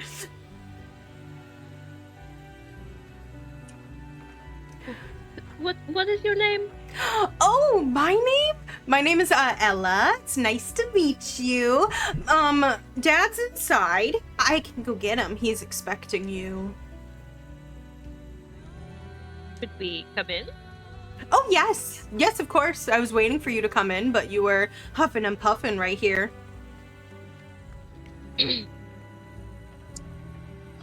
Tzira grins a little bit. She grins back. Like, she's like, we're friends now, grinning at you. Well, thank you for inviting us in. Shall we? I can breathe properly now, so yes. She blows forward, kind of still like sitting cross-legged, and the doors blow open. And before you see a gigantic, kind of like Tobias's tower, where there's like a main area, and then there's like a center open up above, 2-story up, but everything is scaled to giant size. And she kind of flies in front of you and shouts up, "Dad, they're here! They took forever, but they're here!" And you see a huge, eccentric looking in a purple robe that has the most goddish stars on it,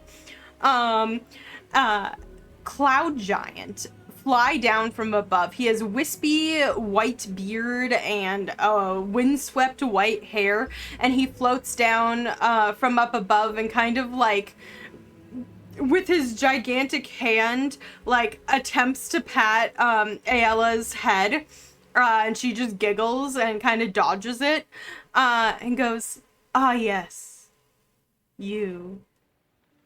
I've seen you." Iris looks a little starry-eyed right now. This is like the first time that she's been close to a giant that hasn't tried to kill her. Yeah, it's really interesting. He's absolutely huge. He towers far above you. And he seems not like he's going to kill you. Very calm, very affectionate with the other small person in the room.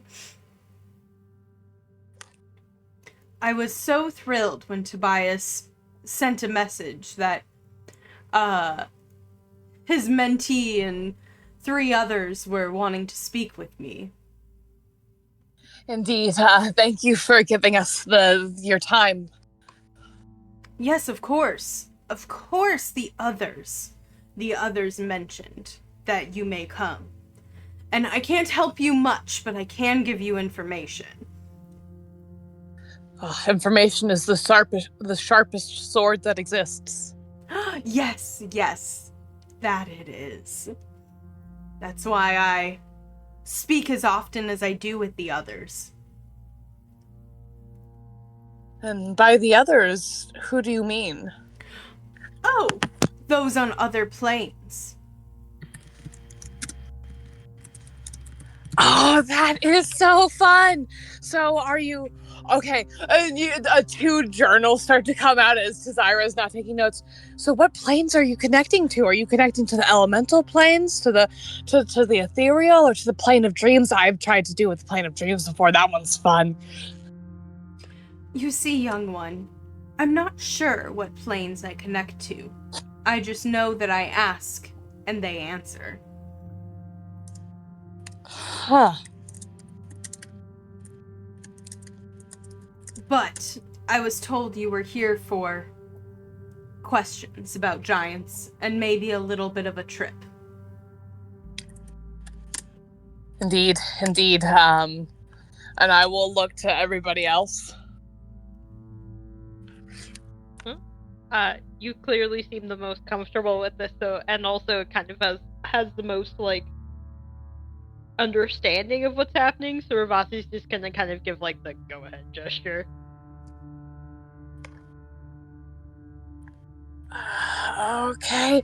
Alright, and you see as there are, like, 2 pages are pulled out from Tzira's journal, just chock full of questions. Alrighty, well, I have some most important, I suppose, because hopefully we can try and talk some things out before we get into fights with the other giants. First of all, do you know what would motivate frost giants to follow a mage? There were a group of them following a necromancer who was trying to pull up one of the standing stones in the village of Hearths that had the Kong rune. I see you have many questions. And rather than you just asking me all the questions, I feel like it would be better if I explained something first that may answer multiple of your questions.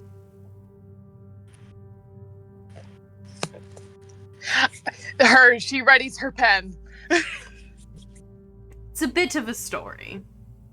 You see, long before, when the giants lived on a different world, there was an established system in society placed upon the giants, us, by their gods. Our king, Anam the Allfather, used this to determine where the giants stand amongst their ilk, and it was known as the Ordning. Traditionally, storm giants stood at the top of the Ordning. Tall and powerful, they struggled to keep the weaker races of giants from despoiling the realms of small folk and sparking conflict. The greatest of storm giants are powerful seers, skilled at identifying and interpreting cosmic signs and divine omens. And most of them are friends to the small folk. Now, the aloof and aristocratic cloud giants are one step below the storm giants. They rarely condescend to deal with lesser giants or small folk, which is why I've separated myself from them. And he kind of gestures over to Aella. Extravagance defines their culture and their place in the Ordning. They place it above all. Below them are the tyrannical, warmongering fire giants, and the merciless, predatory frost giants. Fire giants rank themselves by their foraging skills, where frost giants rank themselves by martial prowess. Near the bottom of the Ordning are the xenophobic stone giants, who mostly live underground and regard the surface world as a realm of dreams. How well they sculpt stone determines their place among the peers. Then there's the lowest and smallest of the true giants, the hill giants, the gluttonous as they are loathsome. Hill giants are dullards who live in fear of their more powerful giant cousins. In hill giant society, the biggest rules. Then there are lesser giant folk, such as Ettins and ogres, below the hill giants even still. And finally, the Titans, who disappeared with the last world. They were considered to be the direct children of Anam and rule over the giant folk. When the old world ended, the Titans shifted us to Ilumelan and scattered us throughout the world. It was many, many years before the colonizers from Illume descended, and several generations of giants have come to pass. In the absence of our natural enemies, the dragons, the giants have grown complacent. Because of that, the establishment of dragons at the hands of small folk has come to pass. They also let dragons sneak past them from worlds far away. The Allfather, unperturbed by the danger to the land and the small folk, has now punished all giant kind for their complacency, though I know not what the defining moment was. Roughly 6 months ago, there was a shattering that shook the giants, as the Ordning was abolished. He has pitted the 6 types of giants against each other, for them to challenge and establish a hierarchy themselves, and reform their destiny. Now they are competing for his affection, through deeds and accomplishments. It remains to be seen whether the old Ordning between giant types will be restored, or whether a new hierarchy will replace the old one, knocking storm giants from their lofty perch. I've been speaking with those from other planes and searching on how to set things right since the Ordning has shattered. Not because I wish power, but because I see how this will destroy the small folk civilizations, draw the attention of dragons who may not have Ilumelan's best interest in mind, and hurt many, many of my kin. While they reject me, I still think fondly of them. The entities spoke of 4 small folk, assisted by many, who are fated to restore the Ordning. And he gestures.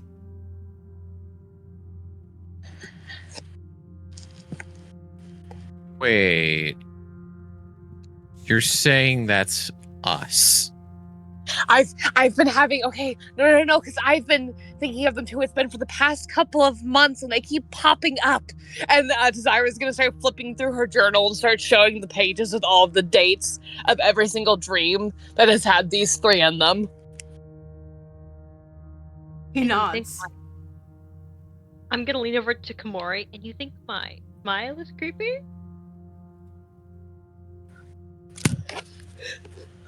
He's just gonna pout at that point underneath the cloak.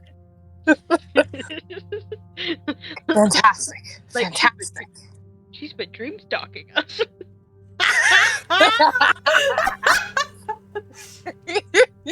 I mean, she's not in control of it. Unintentional dream stalking, I guess? Alright, fantastic. Okay.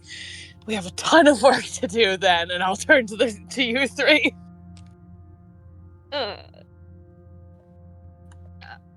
Fated, you said. He nods. Huh.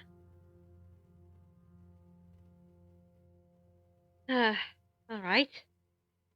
Oh. I mean, fate did bring you together, did it not? No, an unfortunate roommate situation brought us together. But if that unfortunate roommate situation didn't happen, you wouldn't be here. Yes, you can willy-nilly call everything fate if you want. Tzira will share a look with Zephyros. He just kind of smiles at you.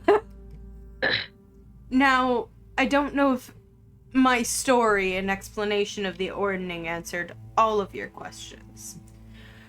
As for your first one, I don't know why the Frost Giants would be working with a mage, but my guess is whatever they were looking for is their plan to win the Ordning, so to speak.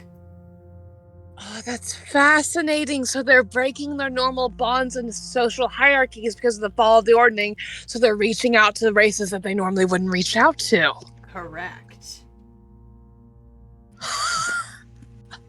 This is fascinating. This is fascinating. It's also a bit of a juicy piece of gossip that the Frost Giants are working with the small folk. Good to know. Would it also be considered juicy that the fire giants are working with imps and hobgoblins, or that what did you say the hill giants were working with, Komori? No, the hobgoblins were spot on. Now, those are a little more normal. Most of the time they rule those types of people. Are there any artifacts people would be looking for of some kind? That's what the fire giants were looking for. As I said, the fire giants know their prowess by what they are able to hunt, their foraging skills, things that will help them in their warmongering. If they were looking for something, chances are it was something that would help them build a weapon or a defense system.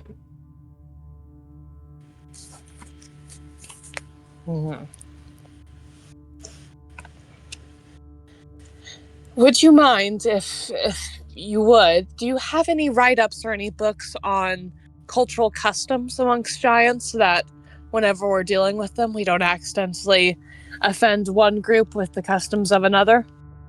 I know, obviously, with frost giants, there's, they're not the dislike of small folk, but hopefully we'll be able to make conversation with at least some. I do, however, they are in giant. I'm not sure if you read it. So that's what magic's for. He gestures, and he kind of whispers to Ayala and goes, the small one, please. The little one. And she goes, I know, and runs like flies upstairs.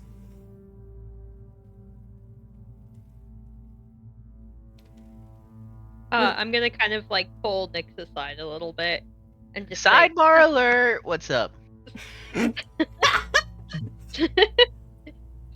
Jesus. God damn, I just almost spat out my water.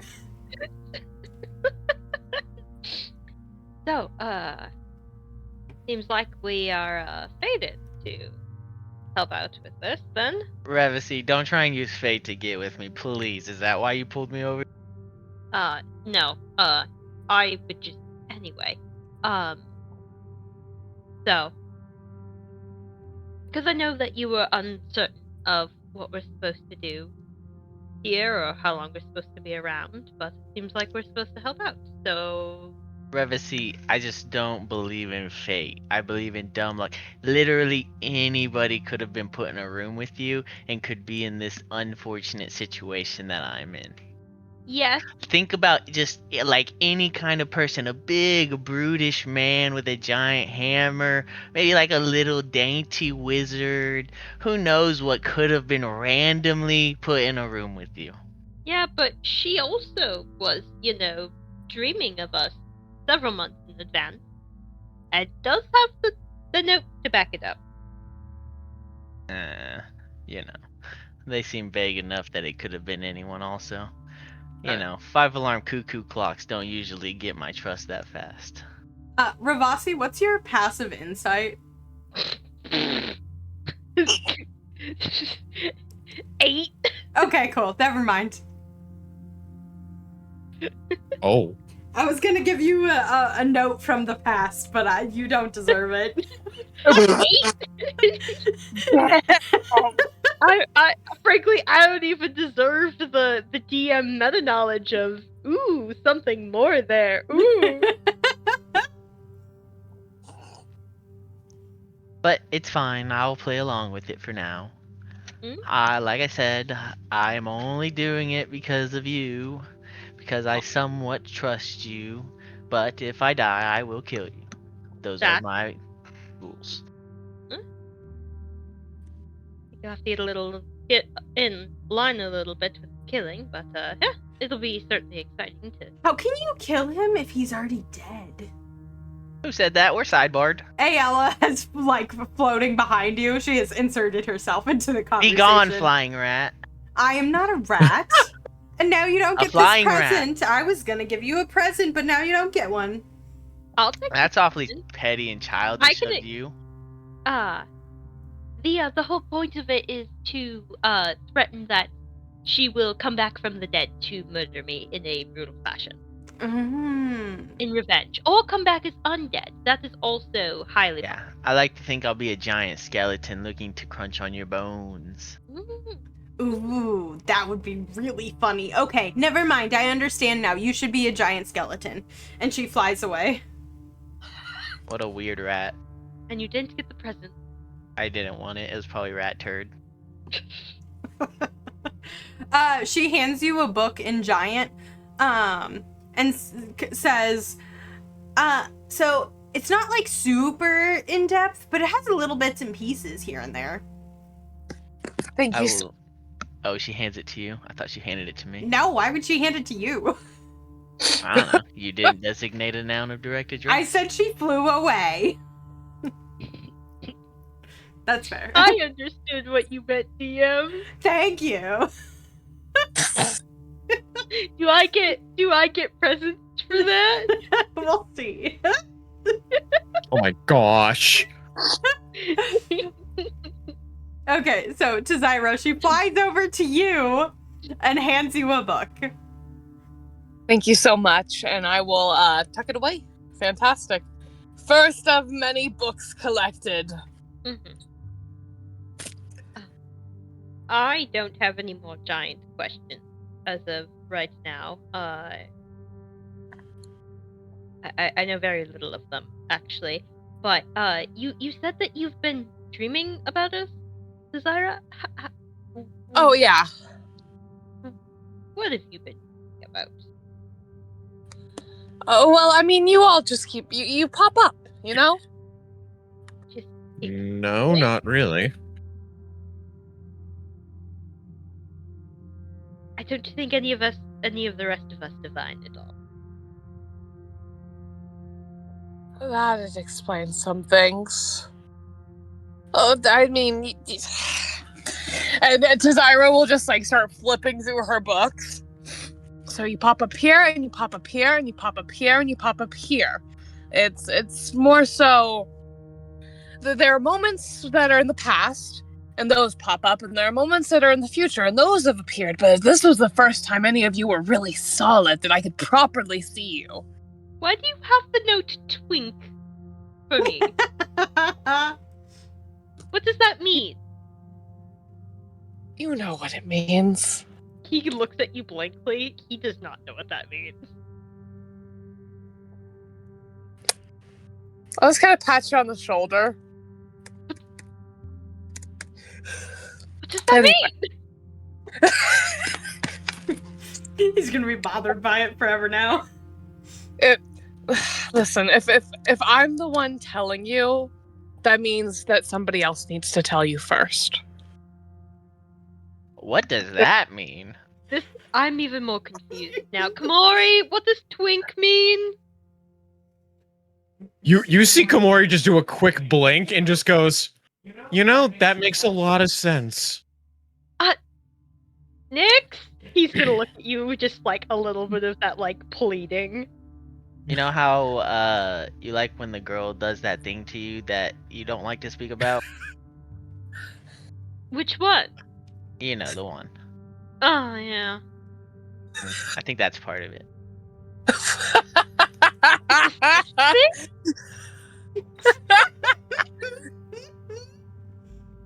Why does she know about the sex thing?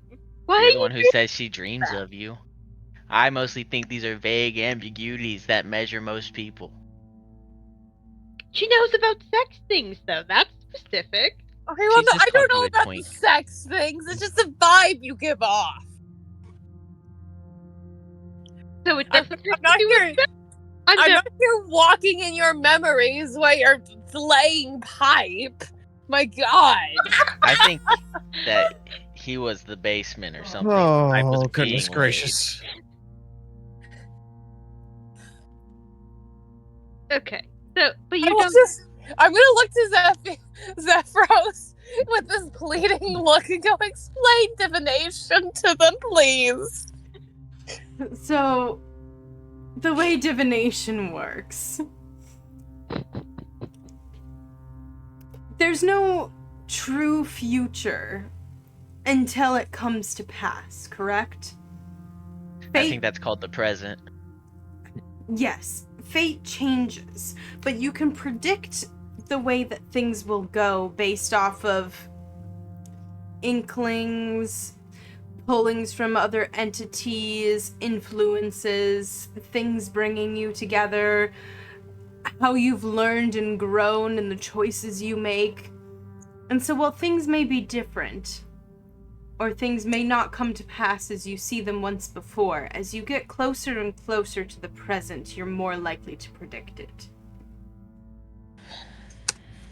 Exactly. It's like honing in the way that planets move or things. As you get closer, you can predict it further, and it gets sharper, and you get the minutia. That is awfully underwhelming. What your young friend here was saying is she may have seen glimpses of figures that resemble you in the past.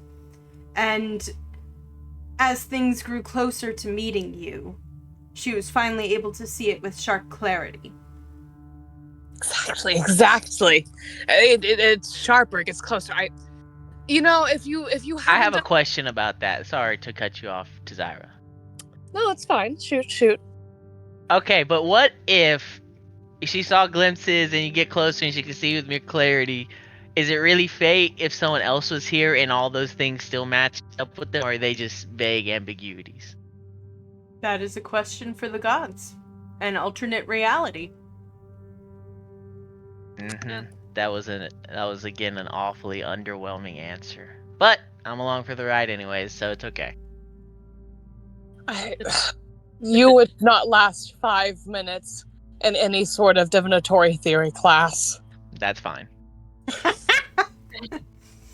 This is very confusing to me, but essentially you can temporarily predict the future based upon the understanding the chaos of the world temporarily.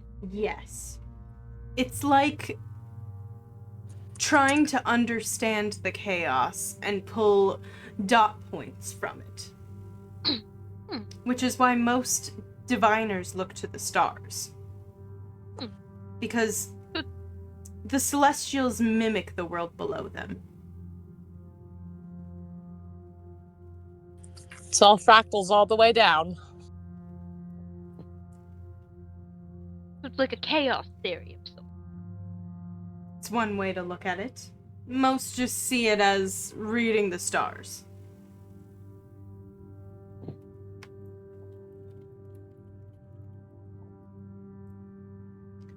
But you did not come here to debate divination theory with me.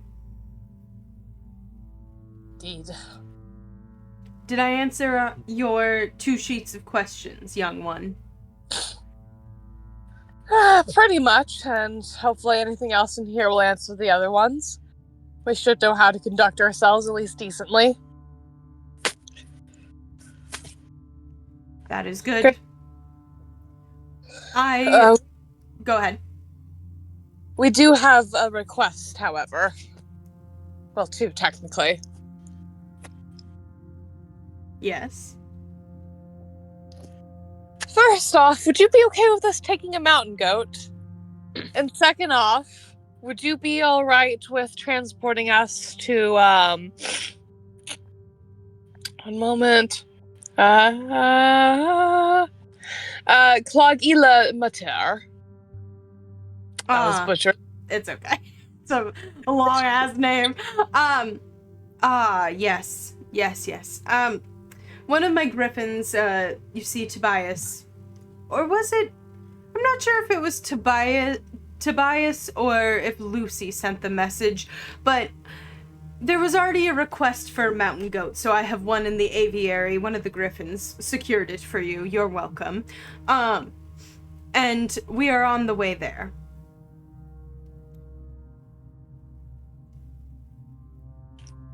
Beautiful.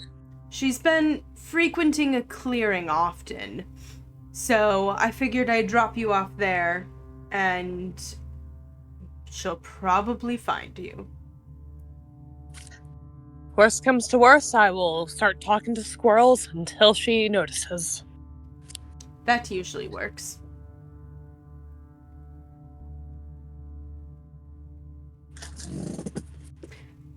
Well, if there are no more questions, I'm not allowed to be involved too much, unfortunately. I can transport you to where you need to go. I was able to impart you the information that you need, and that is all I can do for the moment.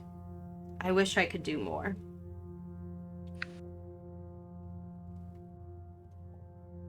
Oh, well, thank you for your hospitality. Yes. I am going to go continue to consult the planes, and you shall be there rather shortly. This cloud travels very fast. And, Tzira, you know it to be like a 3 to 4 day journey. Maybe if you get waylaid by mountain stuff, like a week. It's been like 3 hours. Jesus. I guess we started flying when we were climbing. Yeah.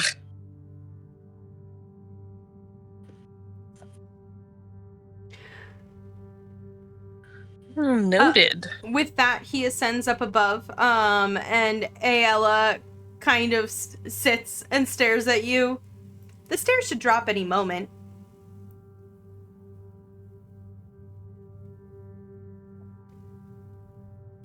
Good news, Ravasi. It's easier going down than going up. I'm just like looking down. Oh, it's going to be hell on the calves, isn't it? I could kick you and then you could just fall all the way down. I think I would die, actually. It depends. If you break your fall close enough towards the end, I mean, you're not going to get super bruised by clouds. They're clouds. I don't think that's how that works. But if you hit the ground, now that would be a different story.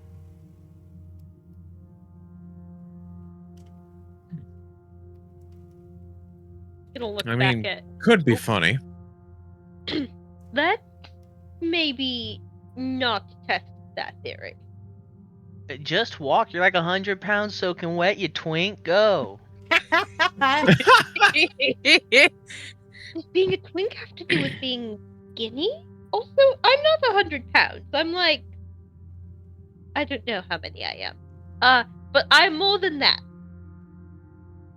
Go. He starts. I thought you wanted the present, though. Oh, I thought that was the book. Oh, no. That was, Zephyros's present, quote unquote. Huh? The Well, old then, geezer can't interfere, but I can interfere. And if you want a present, I can give you a present. That sounds suspicious.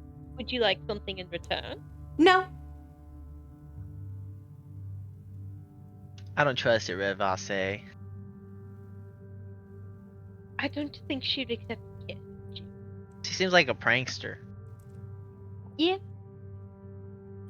It's a very powerful present. Something a prankster might say. Ah.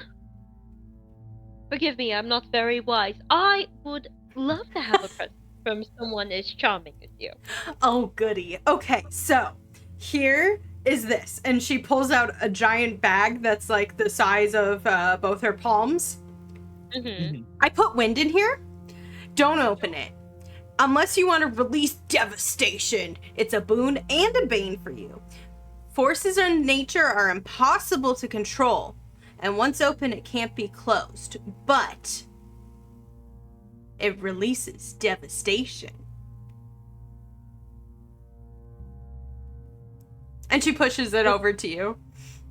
Okay. He kind of very gingerly, like, makes sure it's tied and, like, hooks it to his belt. You said only used once? It can't be closed? Correct.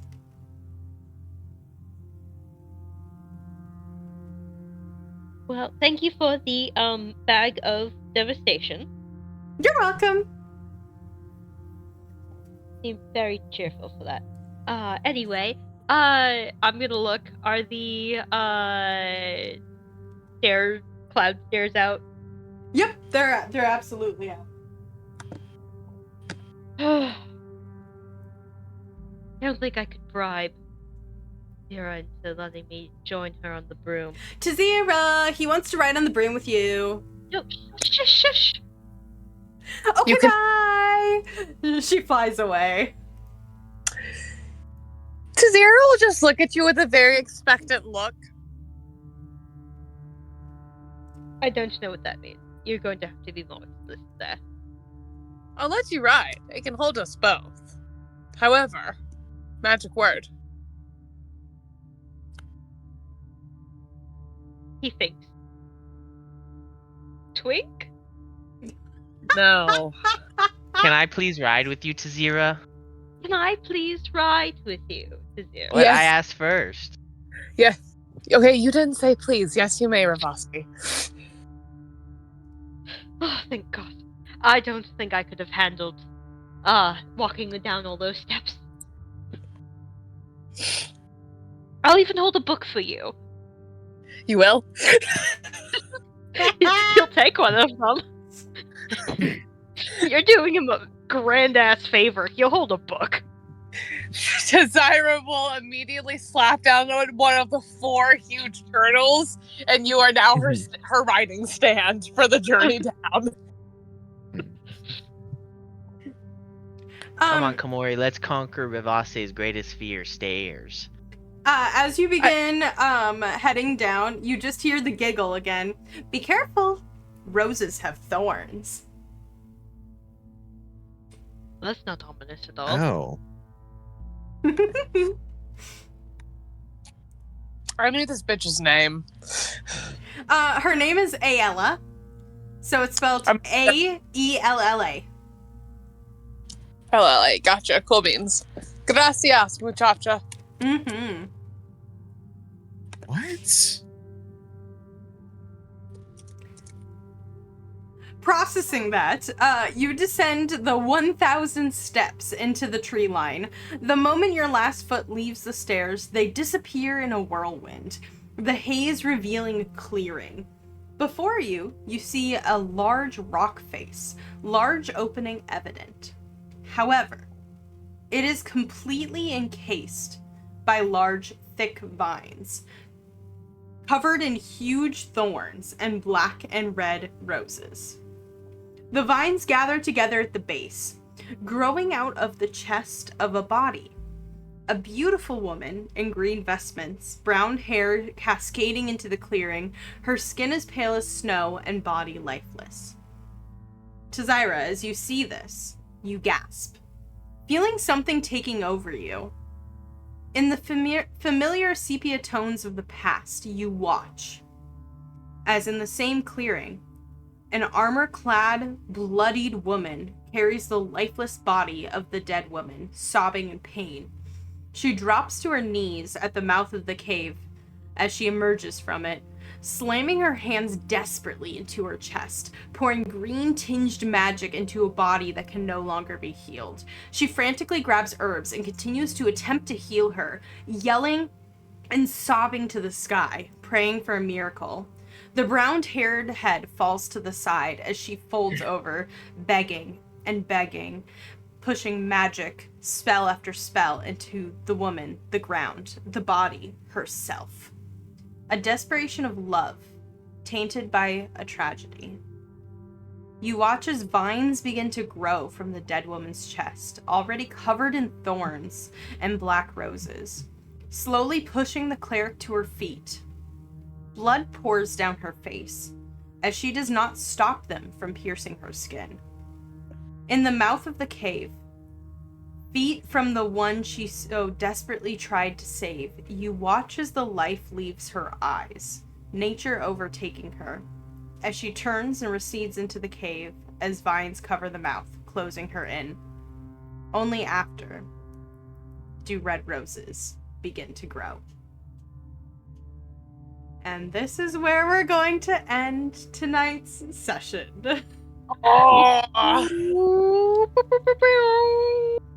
So, thank you all for hanging out with us tonight. If you're with us on Twitch, stick around. We're going to be chatting for a couple minutes after. If you're with us on YouTube, thank you so much for listening. We appreciate you. Have a lovely rest of your day. Leave a like, comment, subscribe. Let us know what you appreciated down in the comment section. And we will catch you all in the next one. Goodbye. Bye. Bye. Oh.